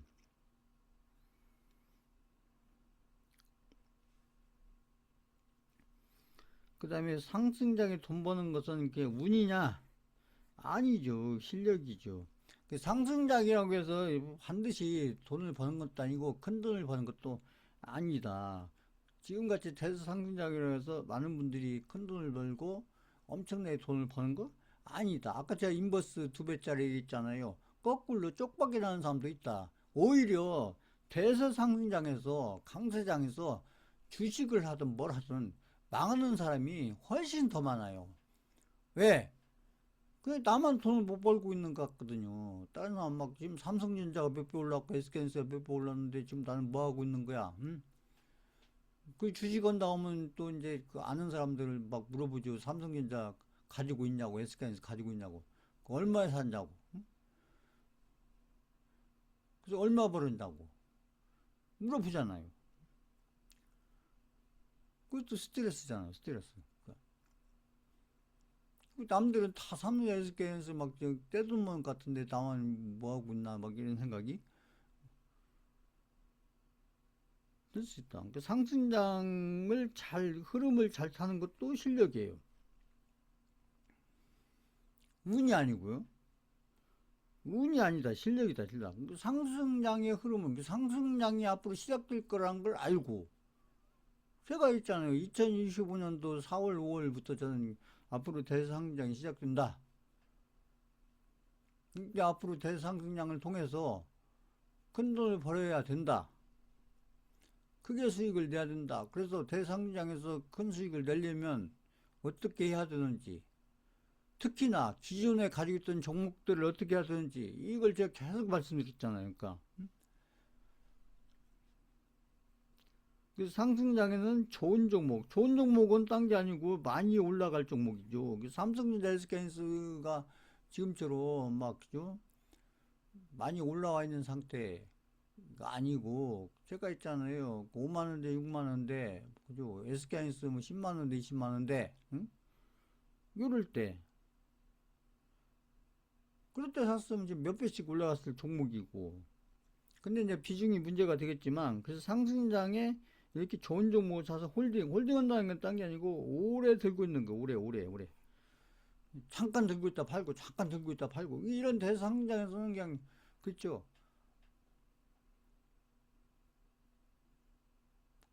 이런 대상장에서는 지금 제가 얘기하는 철저하게 중장기를 차려야 돼, 중장기. 그죠?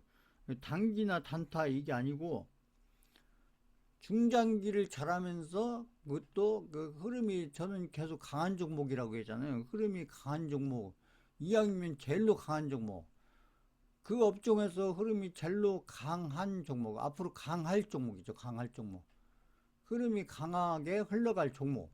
이런 종목들을 잘 찾아서 이왕이면 빨리 팔고 끝내는 게 아니고 오래 홀딩해서 올해는 언제까지 이왕이면 좀 고점권 비슷하게 갈 때까지 가지고 가서 이런 것들도 운이 좋아서 들고 간다기보다는 그렇게 가는 것 자체가 실력이도 아니죠. 실력. 운이 아니고. 이게 돈을 꼭 못 버는 사람들이 상승장은 실력이 아니라고 이렇게 얘기하는데 그거 아니다. 특히 이런 대상장일수록 결국은 결과가 실력이 있는지 없는지는 실력이 되는지 안 되는지 실력이 그죠? 어느 정도인지는 결과가 얘기를 한다. 결과가. 그리고 조심해야 될 거. 아무리 불장이어서 내가 수익을 많이 냈더라도 밖에 나가서 밖에 나가서 내가 주식에서 돈 많이 벌었다 이런 말 하지 말라는 겁니다. 왜? 아무리 불장이어도 손실이 크게 나. 아까 제가 인버스 얘기했잖아요. 손실이 크게 난 분들이 많이 있다. 그렇기 때문에 내가 이 불장이어서 지금 주식에서 내가 이렇게 많이 벌었으니까 다른 사람들도 많이 벌었겠지 이렇게 생각하면은 아니다. 응? 그렇기 때문에 특히 이런 불장일수록 그래서 내가 수익을 어느 정도 아무튼 관리를 잘하든 뭐 아무튼 종목을 잘 찾아서 하든 홀딩을 잘하든 비중을 잘 관리를 했든 그 수익이 많이 났어도 밖에 나가서 자랑하는 거 아니다. 왜? 손실 난 분들이 그것도 손실이 크게 난 분들이 의외로 많다. 그 좀 조심하셔야 된다니까. 그 지난번에 뭐에서 아무튼 막 친구가 납치도 하고 막 납치인가 뭔가 그런 사건도 있었잖아요. 그걸 뭐 때문에 있어? 그래서 자랑했다 그랬잖아요. 자랑했다. 투자해서 이렇게 돈 많이 벌었다니까 그죠? 아 직장 동료였던가? 직장 돈 많이 벌었다면 돈 빌려달라고 하고 돈 안 빌려줬더니 그때 뭐 아무튼 뭔 사건이 있었잖아요. 그러니까 그런 거 하는 거 아니다 얘기죠. 그러니까 네, 5월 달이 이제 아무튼 이제 한 10일 정도 지나고 앞으로 한 20일 정도 지금 남았는데 지금 이제 셋째 주, 넷째 주, 다섯째 주 이렇게 좀 5월 달이 그러네요. 그래서 여기서 이제 아무튼 주식시장과 관련해서 중요한 일정들이 있는데 지금 이제 코인 관련해서 이 미국의 클래리티 법안 얘기가 나오고 있잖아요. 요게 상당히 중요한 내용이고 5월 14일 날 이제 이게 심의를 한다. 5월 14일이 지금 이번 주잖아요.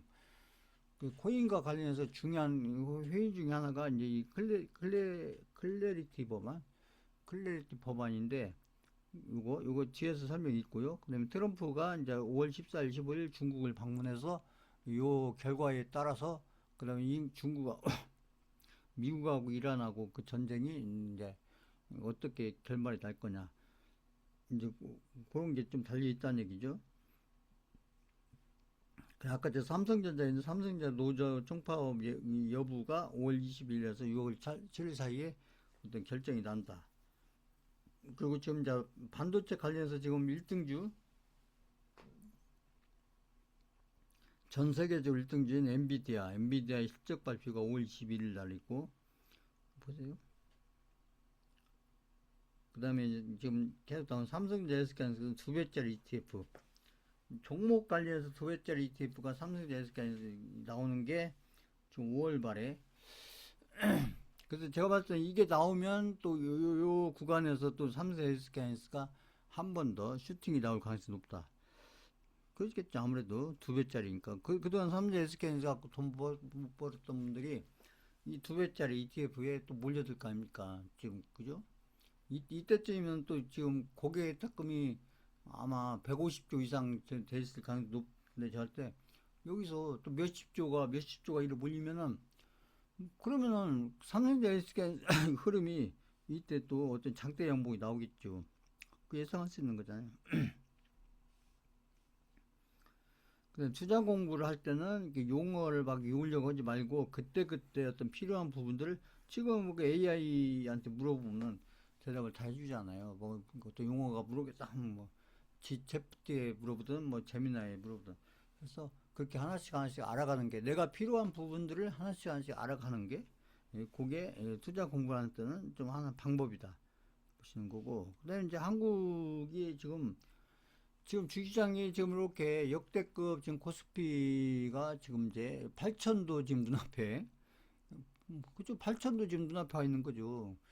지금 그런 상황이 지금 우연이 아니고 단지 어떤 돈의 흐름에서 그렇다기보다는 지금 보시란 거죠. 좀 반도체, 좀 AI에서 가장 중요한 반도체가 지금 메모리 관련해서 메모리가 지금 이게 이제 굉장히 중요하잖아요. 지금 AI에서 지금 데이터를 저장을 해야 되는데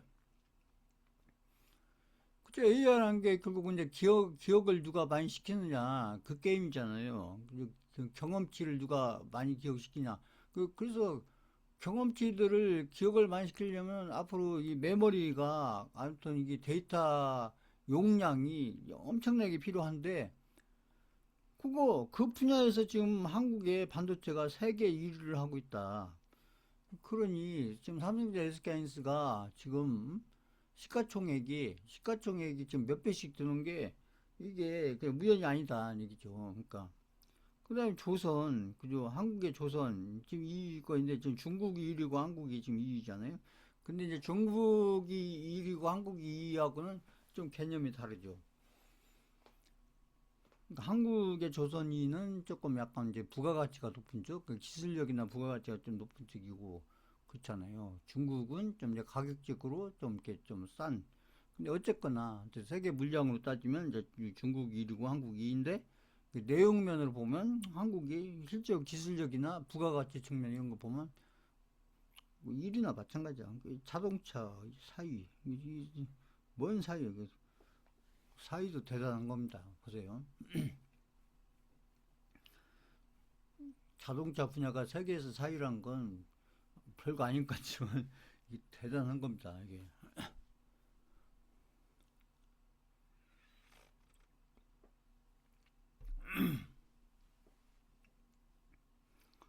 근데 변압기 그죠? 이게 이제 AI 해서 AI가 이제 전기 에너지가 많이 필요한데 전기 에너지를 이렇게 좀 옮겨 가려면 중간중간 변압기가 필요한데 이 변압기를 지금 세계에서 가장 잘 만든 나라가 그 기업들이 한국에 다 있다. 그래서 그 종목들이 지금 엄청나게 올랐잖아요. 그 지금 저희가 가지고 있었던 거 아무튼 그 효성중공업 같은 경우는 뭐 지금 그죠? 주가가 지금 종목 중에서는 제일 비싼 종목이 돼 있고 지금 몇백만 원 가잖아요. 효성중공업 변압기 관련된 그 HD 현대 일렉트릭 뭐 LS 일렉트릭 뭐 이런 종목들 지금도 끝난 거 아니에요. 저희는 이런 것들 지금 다 그 AI 관련 이거 요거 다 AI 관련 종목이죠. 2차 전지 그죠? 근데 화장품 세계 3위. 화장품도 시장이 엄청 크죠. 원전 탑5 안에 들어가고 디스플레이가 세계 2위. 방산 9위. 특히 그죠? 방산 특히 육군 쪽에 해당하는 무기들이 뭐 그 세계에서 지금 엄청나. 그래서 러시아 우크라이나 전쟁 부분에서 그렇고 지금 중동전에서도 지금 중동에 있는 국가들이 한국에 있는 여러 가지 무기들을 굉장히 원하잖아요. 가전제품이 세계 1위.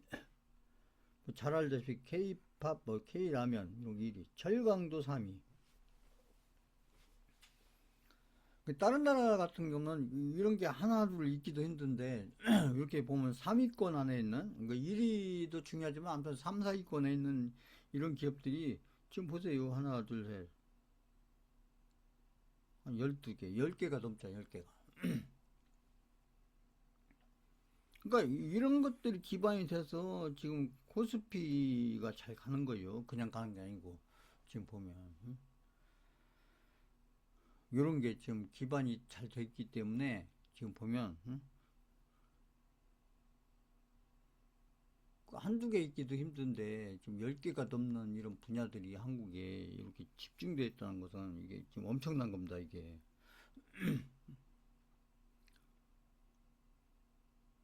좀 우연이 아니라는 거죠. 그 한국 주식이 지금 아까 있잖아요. 베네수엘라 얘기하고 뭐 지금 엄청나게 고평가되어 있다. 지금 거품에 가깝다. 이제 뭐 아무튼 이제 버블이 터지기 직전이다. 이런 얘기를 하고 있지만 지금 자 선행 PER 12개월 전 선행 PER 기준으로 하면 결론적으로 아직도 싸다. 그래서 주요 국가별 퍼라는 게 있잖아요. 퍼라는 것은 이제 이게 이제 어닝이잖아요. 어닝 대비 가격. 그러니까 영업이익 대비 이게 몇 배의 가격으로 평가받느냐. 이게 PER이죠. 그거 보고 이제 저평가다, 고평가다 이렇게 얘기하는데 지금 보면 한국의 주식이 엄청 올랐어. 지금 코스피가 엄청 올랐다 얘기하고 있지만 지금 객관적으로 보면 지금 보면 미국의 S&P가 지금 22, 어떻게 보면 대만도 지금 22, 일본도 18, 그죠? 중국만 해도 12, 또 뭐 선진국 평균이 20위에 가까웠고 신흥국 22.3대 한국은 이제 7.4다. 7.4. 7.4. 그러니까 이렇게 가지 말란 뭐 없다. 이런 얘기죠. 이게 이렇게 따져보면 PER 기준을 보면 한국의 주식시장이 지금 많이 올랐다고 해도 지금 코스피 기준으로 뭐 7천, 8천 와 있다고 해도 그럼 엄청 오른 거 아니냐? 지금 꼭대기 근처 온 거 아니냐? 이렇게 되지만 아니라는 거죠. 이렇게 지금 데이터로 PER이라는 저평가냐 평가할 때 이 PER을 가지고 많이 이제 종목도 그렇고 시장도 그런데 판단을 하는데 지금 다른 그 뭐 선진국, 중진국 이렇게 하면 신흥국 평가해봐도 지금 우리나라는 PER이 이제 아무튼 코스피 삼성전자 SK하이닉스가 많이 오르면서 코스피가 그죠 거의 한 3배 올랐잖아요. 2,500에서 지금 7,500이면 한 3배 올랐는데 코스피가 3배 올랐으면 거의 고점 아니냐 이렇게 볼 수 있지만 PER로 따져보면 아직도 저평가다. 아직 중국만큼도 안 갖고 뭐 여기 신흥국에 평균치도 않았다. 그러니까 이만큼 갖고 여기서 좀 더 가도 앞으로 지금 보면 아직도 저평가 상태고 지금도 그러니까 이제 결론은 뭐냐면 한국 주식시장은 지금 코스피가 8천 이렇게 와 있어도 아직도 오르는 중이다. 오르는 중 상승 중이다. 상승 끝이 아니고 상승 중이다. 막 PR 뭐 이런 거 중요한 게 아니고 우리 한국 주식시장이 왜 이렇게 잘 가냐 그러면 아직도 상승하는 중이다. 응? 시장은 지금 엄청나게 좋다는 거죠. 시장은 응? 지금 고점 얘기할 때가 아니다. 응? 고점 얘기는 이제 아무튼 내년 뭐 아무튼 내년 뭐 중간 아무튼 내년 6월 12월 뭐 이때쯤 가야 2026년도가 아니라 2027년도 한 그래도 하반기 2027년도 하반기에 들어서야 그때부터 이제 고점 얘기 나오고 그 고점 그때 얘기하는 고점이 이제 실제 시장에 맞는 어떤 그런 평가가 될 수 있을 거다. 그러니까 이렇게 보면은 그리고 이제 이런 이제 특히나 지금 같은 대서상장에는 아까 했죠 홀딩이 제일 중요하다. 홀딩. 그래서 누가 중장기를 잘하느냐 그것도 비중을 잘 늘려가면서 중장기 잘하냐. 근데 사람들이 왜 이렇게 해서 이렇게 홀딩하는 게 어렵냐? 딴 것보다 이게 불확실성 올랐다 내렸다 이쪽 올랐다 내렸다 올랐다 하니까 저희가 가지고 종목도 계속 오르는 건 아니잖아요. 올라다가 또 내려오다가 또 올라가다가 내려오다가 그 반복해서 올라가잖아요. 그래서 이제 미래에 큰 보상을 바라는 사람들이 이제 저희처럼 이렇게 대박에 최소한 중박 이상을 바라면서 최대한 매도는 최대한 천천히 하자. 이런 거고요. 그러니까 아무튼 판단해 가면서 무조건 천천히 아니고 판단해 가면서 가능하면 매도를 뒤로 이렇게 앞으로가 아니라 뒤로 그죠? 비중을 늘리면서 뒤로 이렇게 해서 수익금을 어떻게 키워갈 거냐 그죠? 그래서 현재 자금 보상을 이게 이제 단타나 단기 하시는 분들이고 저희처럼 중장기 하시는 분들은 말로만 중장기 하지 말고 이렇게 고생을 더 하는 대신에 아까 했잖아요. 이게 과정이 힘들더라도 뭘 믿고 버텨야 되냐면 내가 이런 과정들만 잘 버텨내면 이런 과정들만 잘 이겨내면 이런 과정들만 잘 지나가면 지금 뭐가 기다리고 있냐 이 대박에 가까운 것이 기다리고 있다 아니면 초대박에 가까운 것이 기다리고 있다 이런 어떤 경험치와 이런 어떤 믿음을 가지고 그러기 때문에 누구나 아무나 이런 어떤 중장기 대박을 염두에 둔 대박 아니면 초대박을 염두에 둔 이런 투자를 성공시킬 수 없다. 그렇죠? 아무나 성공시킬 수 없다. 그러니까 나처럼 막 이런 고생 저런 고생 막 이런 악재 저런 악재 다 만나가면서 그 중간에 포기 안 하고 그냥 끝까지 가서 그 코인 같으면 이렇게 끝까지 가서 뭐 중간에 한두 개 상장 페이지가 되더라도 그거 알고 했다는 얘기죠. 그 뭐 코인을 잘못 골라서 그런 거 아니다 하다 보면 이게 그런 코인도 걸려든다. 뭐 중간에 해킹 당하고 이런 걸 어떻게 알아요? 뭐 하다 보면 그런 건 생기는 거지. 근데 그런 거 알고서 하는 거야, 알고서. 뭐 그런 것이 안 생기면 좋지만, 그죠? 생기는 걸 어떻게 해요? 그 다음에 이제, 이게 잘 올라가던 게 하락하면은, 아, 이때 팔 걸, 이런 게 머릿속에 있어서, 그래서 빨리 팔게 된다는 거죠. 그 기업의 가치보다 내가 이만큼 벌었으면 됐다. 그 심리적으로 만족해서, 그래서 빨리 판다는 얘기죠. 그래서 중장기를 잘하려면 홀딩을 잘해야 되는데, 이런 어떤 보상 심리, 단기적인 보상 심리, 그래서 빨리 좀 불확실해 올랐다 올랄까 불안하니까 빨리 정리해버리자. 안 가지고 있으면 그죠? 이게 이렇게 걱정할 필요 없잖아. 잠도 잘 자고 뭐 내일 걱정할 필요 없고 또 올랐던 거 다 떨어질까 막 걱정할 필요 없고 올랐던 거 많이 떨어질까 걱정할 필요 없고 팔아버리면 되는데 그런 거죠.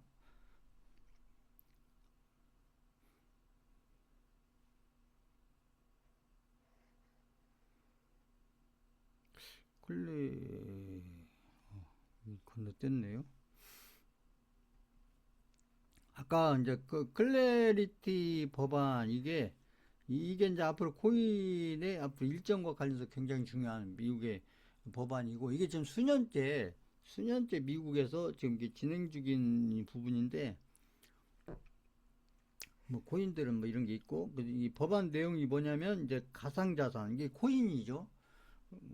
코인을 스테이블 코인 증권형 상품명으로 일단 분류를 하고 그 다음에 대부분 알트코인 있잖아. 알트코인 디지털 상품을 분류하던 여기에서 이제 관리를 해왔는데 이제 이 법안이 어떻게 이제 앞으로 진행되냐에 따라서 스테이블 코인이 법정화폐 뭐 이런 걸로 해서 공시 시스템을 갖추게 되고 거래소나 스테이블에서 이자 지급을 금지하는 게 된답니다. 근데 이제 중요한 게 뭐냐면 이제 클래리티 법안에 대해서도 일정이 지금 나와 있는 게 지금 아까 했잖아요. 5월 중순 아까 5월 14일인가 이번 주에 일단은 이게 이제 심의가 되고 그다음에 상원 미국의 상원 있잖아요. 상원에서 본회의에서 6월 7월 중에 이게 이제 어떤 의결이 된 다음에 역시 이제 트럼프에 의해서 어떤 법안이 이제 서명 및 발의가 이제 8월 중에 되는데 이제 8월이 의의가 쉰다는 거죠. 미국의 의의가 쉬기 때문에 아마 8월까지는 처리가 필요하지 않겠느냐. 근데 중요한 건 뭐냐면 이제 이게 이제 아무튼 처리가 되고 나면 이게 이제 몇 년 걸린 거거든요. 이게 몇 년 걸린 건데 이게 처리가 되고 나면 그 다음부터 이제 법적으로 이게 아주 명확하게 분류가 되기 때문에 이때부터 이제 기관의 자금이 이제 본격적으로 유입되는 시점이 될 것이다. 이게 이제 굉장히 중요하다는 거죠. 그래서 아마 이제 이게 다 올해 일어날 일이잖아요. 올해 이제 5월, 6월, 7월, 8월 이렇게 해서 앞으로 3, 4개월을 걸쳐서 이 코인 관련해서 결국 이제 미국의 이제 이 코인 관련된 법안이 이제 크렐리티 법안이라고 이름을 부르고 있는데 이게 이제 처리되는 거에 따라서 중요한 것은 이제 이런 기관들의 자금이 본격적으로 들어오는 어떤 타이밍이 올해 6, 7, 8, 5, 6, 7, 8에 걸쳐서 이 타이밍이 진행될 거기 때문에 아마도 이제 이런 흐름들과 맞춰서 이제 저희들이 기다리고 있는 어떤 알트코인들의 불장도 이제 그런 흐름들이 만들어지지 않을까. 이런 면에서 이제 저희한테 중요한 거고. 그래서 아무튼 이제 클래리티 법안하고 지금 일정이 지금 이렇게 진행될 예정이다. 이렇게 알고 있으면 좋겠죠. 이렇게 막연히 지금 기다리는 것보다. 저희가 이제 차트적으로 기술적으로 이제 살펴보는 부분도 있지만 결국 이제 가상화폐, 암호화폐, 코인과 관련해서 이제 가장 중요한 국가가 지금 미국이잖아요. 현재 미국. 트럼프가 지금 이제 그 코인에 대해서 암호화폐, 가상화폐에 대해서 굉장히 좀 적극적이고 미국을 아무튼 대통령 공약도 그렇고 지금 되고 나서도 계속 이제 그런 얘기를 하잖아요. 미국을 아무튼 가상화폐, 암호화폐에 최강국으로 만들겠다. 근데 거기에 이제 가장 어떤 기초 법안으로 지금 처리가 돼야 될 그 법안이 이 클래리티 법안이고, 클래리티 법안이 이제 암호화폐를 이제 명확하게 법적으로 구분해서 이제 기관들이 본격적으로 돈이 들어오더라도 기관들이 걱정이 없어지는 걱정거리가, 기관들이 들어오는데 이제 본격적인 돈이 들어오는 데 있어서 어떤 걱정거리, 들어가고 나서 이러면 어쩔까 저러면 어쩔까 이런 걱정거리가 있는데 그 걱정거리가 제거가 되는 이게 이제 클래리티 법안이고, 이게 어쨌거나 5월, 6월, 7월, 8월 거쳐서 이제 이게 이제 처리가 될 것이기 때문에 이런 흐름들과 맞물려서 이제 비트코인의 흐름이나 이더리움 흐름 이런 것들이 지금도 흐름이 좋지만 이제 더 좋은 흐름으로 진행되면서 이제 그런 흐름들과 맞물리면서 아마 저희가 이제 한 2년, 3년쯤 기다리고 있는 알트코인들의 흐름들도 이제 좋은 흐름들로 연결돼 가지 않을까. 이렇게 저는 보고 있습니다. 이 클래리티 법안 이거 좀 잘 보시고요. 그래서 아무튼 저희 투자와 관련해서 좀 주식부터 코인까지 좀 중요한 내용들을 이제 한번 살펴봤고요.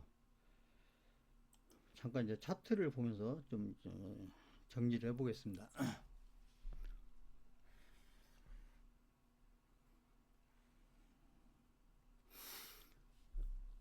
자, 잠깐 이제 여기 보시면 그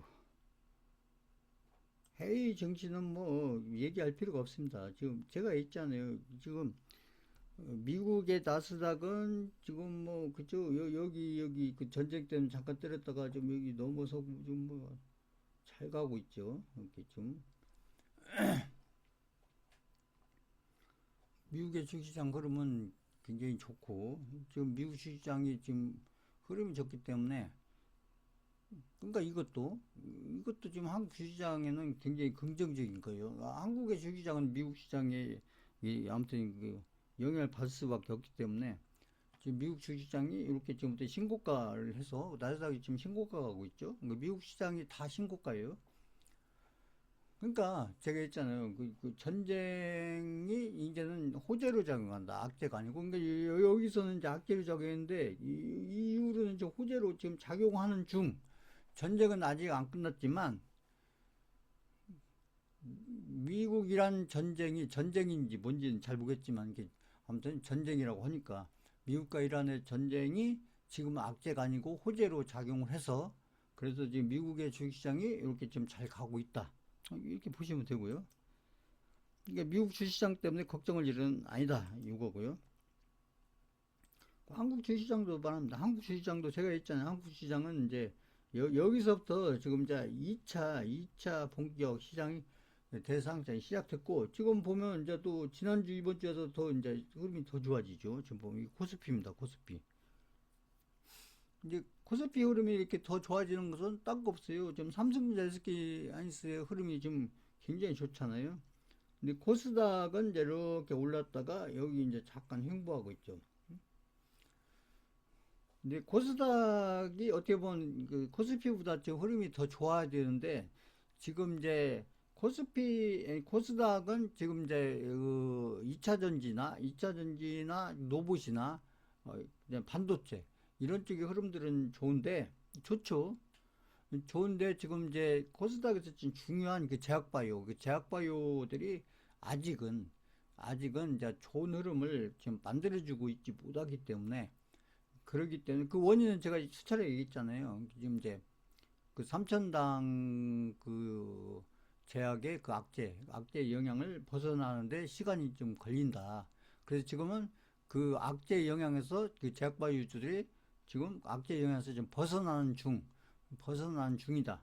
그래서 아마 코스닥의 이제 본격적인 상승은 아마 그 제약바이오주들이 삼천당 제약의 악재의 영향권에서 완전히 벗어나는 그 타이밍부터 아마 제약바이오주들의 흐름이 좋아질 거고, 아마 제약바이오주 흐름들이 좋아지게 되면 아마 그때부터는 아마 코스닥의 흐름이 코스피 흐름보다 더 좋은 흐름으로 가지 않을까 이렇게 예상을 합니다. 그러니까 제약바이오 흐름이 끝난 게 아니고 아직 시작을 못한 거예요. 시작을 진작에 했어야 되는데 그 삼천당 제약에 그런 문제만 없었으면, 그런 악재만 없었으면 진작에 출발해서 지금 제약바이오 종목들이 지금 헐헐 날아다니는데 지금 그러지를 못하고 있기 때문에 코스닥의 흐름이 코스피에 비해서 약간 좀 어떻게 보면 흐름이 조금 강하지 못한 약한 그런 흐름을 보이는 건데 이것은 이제 계속 그런 게 아니고 지금 이제 일시적인 거다 이렇게 보시면 되고요. 환율부는 보시면 이렇게 해서 급락했다가 조금 반등하는 거예요, 반등.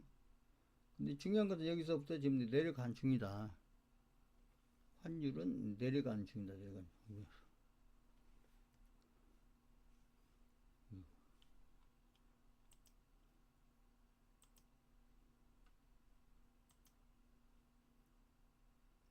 그 다음에 유가도 보면 여기 고점, 여기 고점이다. 고점이고, 여기 원, 투, 내려왔죠. 그래서 이제 90달러 근처에서 이제 오르락내리락 하고 있는데, 역시나 이제 저는 고점 찍고 내려간 중이라고 이렇게 판단하고 있고요.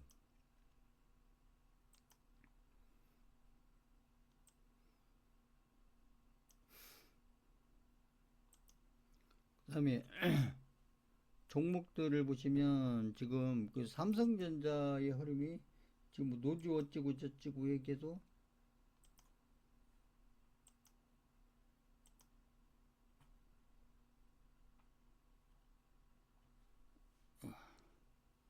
지난주부터 해서 삼성전자도 역시 신고가를 갔죠. 지금 보면 이제 여기를 넘어서 제가 여기서부터 신고가를 간다. 여기는 이제 올라갔다 내려온 거니까 종가가 여기니까 실제 못 간 거고요.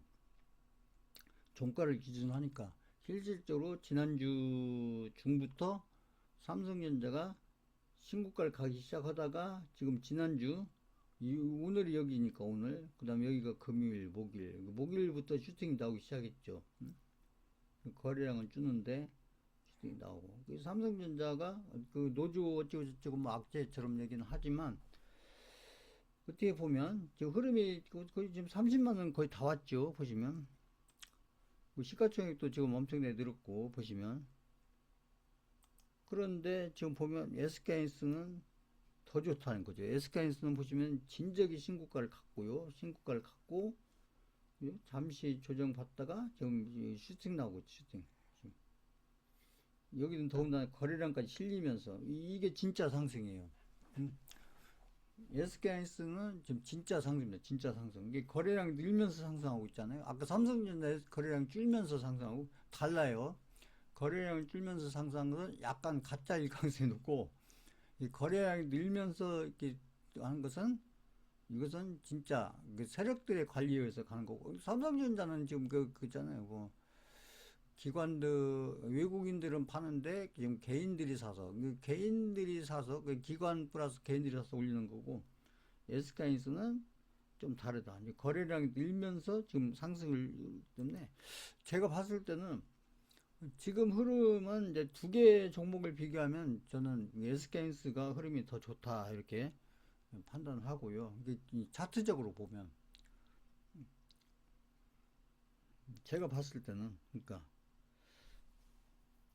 그리고 이제 종목들을 잠깐 보시면 종목들이 뭐 HPSP 그죠? 지금 올라서 지금 여기서 좀 흉보하고 있는 거고요. 아까 소부장 종목이죠.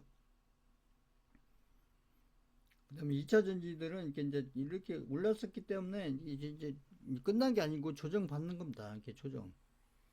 그죠? 여기 21선까지 여기까지 올라갔다가 그죠? 올라갔다가 여기서 조정받는 중이에요. 조정. 고점이 아니고 올랐으니까 많이 올랐죠. 조정을 받아야죠.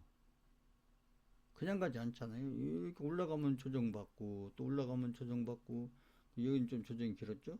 올랐으니까 또 조정을 받아야죠. 그리고 이제 이렇게 이제 2차 전지가 조정을 받으니까 튀어나간 좀 거기를 이어서 튀어나가는 종목이 그게 이제 노부주죠. 지금 보면 글로벌 아직 튀어나가진 않았지만 지금 이제 여기서 지금 조정을 지금 이제 끝내가는 중이고요. 여기 보면 두산 테스나는 뭐 이게 이제 반도체 관련 종목이니까, 그죠? 반도체 관련 종목이니까 여전히 흐름이 좋다. 흐름이 좋다. 그러니까 이 두산 테스나에서는 지금 수강생들도 비중도 그쪽 비중도 많이 늘어나 있고 수익금도 지금 많이 생겨 있어야 돼요. 제가 하란다 했으면 비중도 많이 늘어나 있어야 되고 거기에 맞춰서 비례해서 수익금도 많이 늘어나 있어야 되는 종목이고, 그리고 지금 가지고 있는 종목들 중에서 비중으로도 수익금으로도 굉장히 중요한 위치에 있어야 될 종목이다. 이제부터 들어간다 이게 아니고요. 지금 결과가 그렇게 만들어져 있어야 된다 얘기를 하는 겁니다. 제가 얘기하는 거예요. 그러니까 이런 두산 테스나 같은 종목으로 비중도 늘리고 타이밍에 맞춰서 비중도 늘리고 수익금도 늘려가면서 이런 종목들이 나중에 몇 개가 만들어지나가 중요하다는 거죠.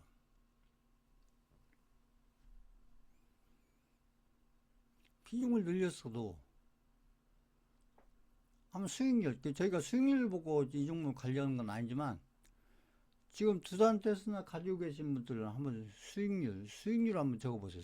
수익금을 적으라면 수익금 이제 다 비중이 다를 거니까 저희가 이제 수익률을 목표로 하는 건 아니지만 두산 테스나 가지고 계신 분들 수익률 한번 적어보세요. 수익률.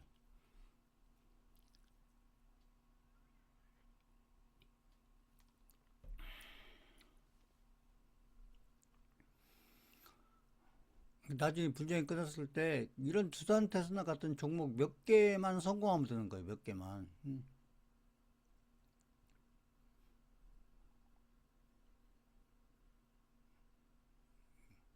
이런 종목 몇 개만 성공시키면 됩니다.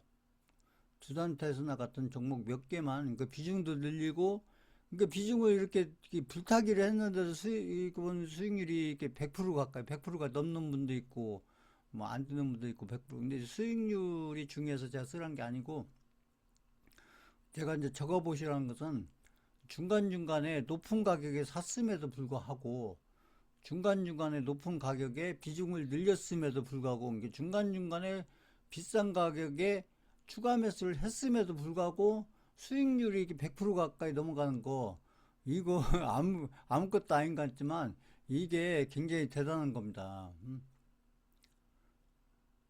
이거 이해하셨다. 3번 쳐보세요. 이런 게 굉장히 대단한 거예요. 그러니까 이제 잘 따라오셔서 이렇게 100% 근처 오신 분들은 저는 이제 안내를 해드린 거고 본인들이 잘하신 거예요. 본인들이. 저는 이제 이렇게 앞에서 좀 안내를 해드린 거고, 이런 결과를 만든 것은 결국 본인들이잖아요. 본인들.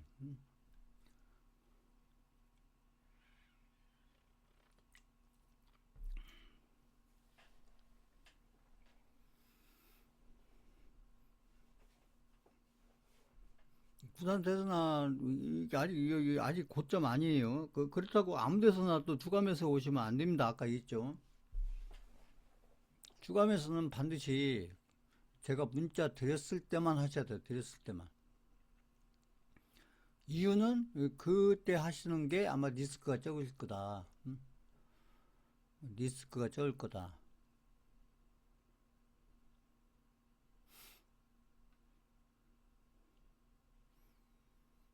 저희가 이제 두산테스는 그 수익률을 목표로 하는 건 아니고 수익금을 목표로 하는 건데, 이 수익금을 적으시라면 이제 수익금이 다 이제 여기 수강생들 다 다를 거니까. 제가 이제 여기 수익률 적어보시라는 것은 그렇게 이제 높은 가격에 샀는데도 불구하고 수익률이 비중을 그렇게 늘렸음에도 불구하고 수익률이 이렇게 100% 가까이 100% 가까이 이렇게 만들어질 수 있다. 앞으로 흐름이 좋으면 더 수익률이 높아지겠죠. 비중을 늘리면서 수익률도 더 높아지겠죠. 근데 그런 게 기대가 된다. 이걸 제가 설명드리기 위해서 한번 적어보시라고 한 거고요. 그러니까 이런 것들을 잘 따라오시면 돼요, 수강생들이. 제가 이제 그 전에 이제 긴가민가 하셨더라도 제가 왜 자꾸 적어보시라고 하냐면 본인들도 적어보고 이거 안 하셨거나 좀 안 적으신 분들도 한번 생각을 해보시라는 거예요. 그래서 앞으로도 시간이 많이 있으니까 그러니까 한번 잘 생각해 보시고 한번 잘 따라서 해보시면 어떨까 해서 제가 한번 적어보시라는 겁니다. 좀 잘 이해하시고요. 2차전지 종목들은 대체로 지금 보면 근데 이제 여기 삼성전기도 이게 좀 반도체 관련해서 좀 올라가는 중인데 흐름이 좋죠. 이 종목은 제가 이제 비중을 많이 늘리진 않았는데 지금 또 흐름이 좀 좋은 흐름으로 가고 있다 보시면 되고 동진 세미캠 그죠? 요거 이제 잠깐 이제 그쵸? 동진 세미캠도 이게 아까 제 반도체 관련 종목 아까 소부장 종목에 있었잖아요. 이게 조정받고 상승받고 이게 잠깐 조정받고 그런 중이다. 이 종목도 제가 이제 비중을 조금씩 늘리고 있죠. 그러니까 보시면 흐름을 보면서 제가 비중을 조금씩 늘리고 있기 때문에 이거 한번 잘 따라오시면 돼요. 이렇게 해서 그래서 아까 두산 테스나 같은 종목을 몇 종목만 만들어내면 이 대수 상승량에서 성공하는 거예요. 딴 거 없습니다.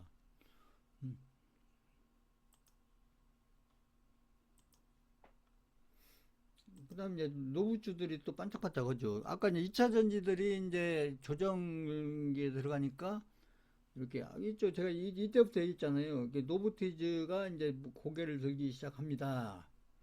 고개 들잖아요. 이렇게 고개 들잖아요. 조정받고 또 고개 들고 그죠? 지금 신고가 가기 시작했죠. 지금 이제 순환매식으로 이렇게 지금 진행 중이죠. 지금은 이제 노부주들이 지금 이제 다시 이제 지금 순환매의 지금 중심축에 쓴 거예요. 네임보 로보틱스 마찬가지다. 네임보 로보틱스도 제가 이때부터 말씀드렸잖아요. 이게 이제 간다. 응? 간다. 응?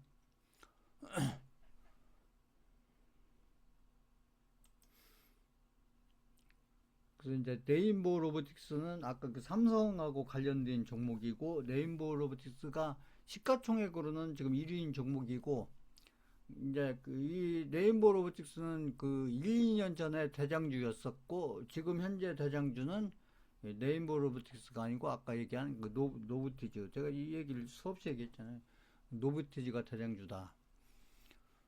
그래서 지금 네임보 로보틱스하고 이 노브티즈가 지금 시가총액 경쟁을 하고 있다. 지금 삼성전자 SK하이닉스도 두 종목이 지금 가격 경쟁하는 게 아니라 가격 경쟁 의미가 없죠. 삼성전자 SK하이닉스는 이제 시가총액 경쟁하는 거예요. 그래서 제가 얘기했잖아요. 두 종목은 시가총액에서 한 30% 정도밖에 차이가 안 난다고. 그 시가총액에서 어떤 종목이 1위 종목이 될 거냐. 지금 현재는 삼성전자가 1위지만 이 반도체 우리나라 반도체 종목 중에서 시가총액으로 봤을 때 시가총액이 1인 종목이 이제 그게 1인 종목인 거죠 실질적으로. 그래서 로봇 중에서도 레인보우 로보틱스하고 지금 그 노브티즈가 지금 어떻게 보면 옛날 대장주 지금 현재 대장주 그게 지금 시가총액 경쟁 가격 경쟁이 아니고 시가총액 경쟁을 하거든요. 시가총액. 그래서 이제 시가총액에서 아무튼 네이버 로보티스가 이렇게 도망가면 노보티스가 따라잡고 그죠? 갭을 줄인다는 얘기죠. 그 노보티즈가 또 이렇게 따라잡으면 그 네이버 로보티스가 도망가고 이해갔어요? 음, 그런 어떤 경쟁을 하고 있다 시장에서 그런 게 중요해요. 그런 게 이 얘기도 제가 몇 번 했잖아요. 그러니까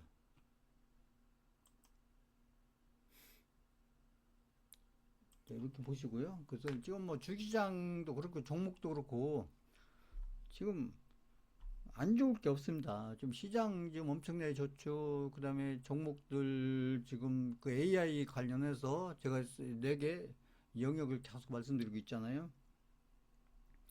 그 네 개 영역들, 그죠? 노부주, 반도체 주, 또 2차 전지 쪽, 그 다음에 여기 아직 불붙진 않았는데 아마 이제 시간이 좀 있으면 아마 이제 제약바주들이 또 이제 하나의 중심축으로 특히 코스닥에서 중심축으로 자리 잡는 그런 때가 올 거다. 온다. 얘기죠. 저는. 보시고, 코인 관련 부분은 이제 잠깐 보시면, 코인도 지금 이제 비트코인부터 이더리움, 알트코인 할 것 없이 흐름이 지금 굉장히 좋아요. 지금 이제 아무튼 많이 오르지를 않아서 그렇지. 흐름이 제가 했잖아요. 바닥은 여기였을 거고, 그 다음에 저점을 높여간다. 근데 여기서 지금 우상향 추세로 가는데, 그죠? 여기 매물대를 지금 넘어갔죠. 지금 비트코인입니다. 비트코인. 일봉으로. 흐름이 좋고 아마 여기를 넘어가면 그 다음 매물대가 여기다. 여기. 응? 여기. 응? 좀 그런 흐름으로 가고 있잖아요. 지금 일봉으로 보시면. 그러니까 이더리움도 마찬가지입니다. 이더리움도 비트코인이 이렇게 가니까 이더리움도 아직까지는 비트코인 그죠? 이더리움도 지금 비트코인을 따라갈 수밖에 없다. 그래서 이더리움도 마찬가지 여기가 바닥이었고 그 다음에 여기 이제 저점을 높여가고 여기 매물대를 지금 뚫는 중. 그죠? 뚫는 중. 여기 중요한 매물대를 지금 뚫는 중. 근데 여기를 뚫으면은 그 다음은 여기 매물대. 그죠? 뚫는 중. 한 번, 두 번, 세 번, 네 번. 그죠? 한 번, 두 번, 세 번. 세 번째 뚫는 중. 그림이 좋은 겁니다.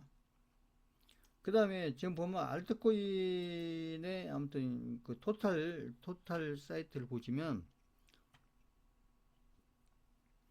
그 중소형 알트코인의 그죠? 탑 10을 제외한 중소형 알트코인의 흐름을 보시면 지금 보시면 이제 거래량까지 좀 만들어지면서 어떻게 보면은 여기도 마찬가지 여기를 지금 넘어가는 중. 어떻게 보면 비트코인이나 지금 이더리움의 흐름보다 지금 여기 있잖아요. 크립토, 그죠? 중소형 알트코인의 흐름이 어떻게 보면 더 좋잖아요. 보시면. 그럼 이게 무슨 얘기예요, 지금? 알트코인들이 지금 서서히 지금 파동을 만들고 있다. 이렇게 보시면 되고. 그러니까 그 저희가 가지고 있는 알트코인들도 좀 막 많이 오른 건 아니지만 그래도 서서히 지금 뭔가를 좀 만드는 중. 수익코인이 보시면 이제 일봉으로 좀 어떻게 보면 좀 거래량이 나오면서 좀 이제 이렇게 뭐 장대 양봉 이런 것이 만들어지죠. 여기 넘어가면서 그죠? 일단 여기까지는 갈 걸로 보이고요.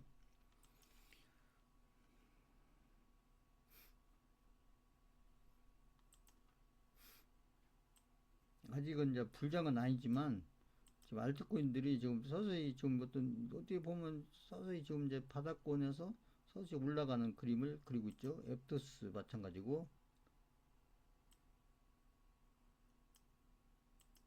시레스 올드 비슷하죠 그림이. 네, 팬들은 지금 여기서 많이 올라왔죠. 팬들이 지금 보면 이제 여기 매물대 근처에서 지금 보면은 매물을 좀 소화시키는 중이고요. 그러니까 알트코인들이 다는 아니지만 지금 그 마스크 네트워크도 지금 보면 여기서 이렇게 좀 꼬리 만들어 놓고 올라가고 결국은 여기를 넘어간다는 얘기입니다. 시간이 좀 걸리겠지만 그러니까 지금 보면 뭐 이더리움도 그렇고 그러면 여기 OP도 마찬가지고요. CFX도 마찬가지고 비슷하죠. 근데 이제 금을 보면 금은 제가 했듯이 여기 이렇게 만들고 어떻게 보면 하락 추세로 지금 들어섰다. 잠깐 이제 반등하는 거고, 결국은 저는 여기를 내려갈 거라고 봅니다. 그래서 안전자산과 지금 위험자산 간에 어떻게 보면은 흐름이 좀 바뀌어가는 이런 중이고, 그래서 지금 이제 결론적으로 그 뭐 지금 막 엄청나게 막 상승하고 그런 건 아니지만 항상 바닥권에서 그런 겁니다. 종목도 그렇고 코인도 그렇고. 그래서 비트코인, 이더리움 흐름이 지금 좋다. 근데 거기에 맞춰서 지금 알트코인들 흐름도 좀 흐름으로 연결되고 있고, 그래서 거기에 지금 아까 중소형 알트코인의 토탈 사이즈, 토탈 흐름, 그것은 더 좋은 흐름으로 지금 연결되고 가고 있기 때문에 아까 이제 이런 부분들이 아까 제가 얘기했던 미국의 그 클래리티 있잖아요. 클래리티 법안에 그런 일정들과 맞물리면서 비트코인과 이더리움, 그 알트코인들 흐름들이 지금 어떻게 보면 선반영 되면서 좋은 흐름 쪽으로 지금 연결되고 있는 그런 중이기 때문에 결국은 투자자 입장에서는 딴 거 없어요. 이제 결론적으로는 지금 기다리면 된다 이런 얘기죠. 그러니까 조금 더 기다리고 덜 기다리고 그건 이제 알 수 없는 거지만 결국 이제 기다리다 보면 이렇게 좋은 흐름으로 연결되고 근데 아무튼 어떤 보면 이벤트 그 미국의 어떤 법안과 관련된 이벤트들 이제 그거 플러스 앞으로 이제 전쟁 아까 있잖아요. 그 트럼프하고 아무튼 시진핑하고 만나면서 미국하고 이란 전쟁 부분 이런 것들이 또 어떻게 이제 결말이 나오냐. 그리고 좋은 쪽으로 나오고 아까 법안 문제 잘 처리가 되고 뭐 그런 것들이 앞으로 3, 4개를 걸치면서 어떤 호재성으로 이게 작용돼 가면서 이미 차트는 지금 그런 흐름들로 주식시장도 그렇고 지금 코인시장도 이미 그쪽으로 지금 연결돼서 지금 흐름들이 만들어지고 있기 때문에 결국은 이제 좋은 흐름들이 좀 기대되는 그런 그림들로 연결되고 있기 때문에 아마 아까 얘기했죠. 제 과정 얘기했죠. 과정이 힘들고 좀 길고 굉장히 좀 재미없었어도 아마 이제 나중에 이제 타이밍이 돼서 이제 어떤 결과를 얻는 그런 타이밍이 가면은 아마 기대 이상의 좋은 결과들이 연결되지 않을까 이렇게 생각을 하고 있습니다. 자, 오늘 강의는 이걸로 마치겠습니다.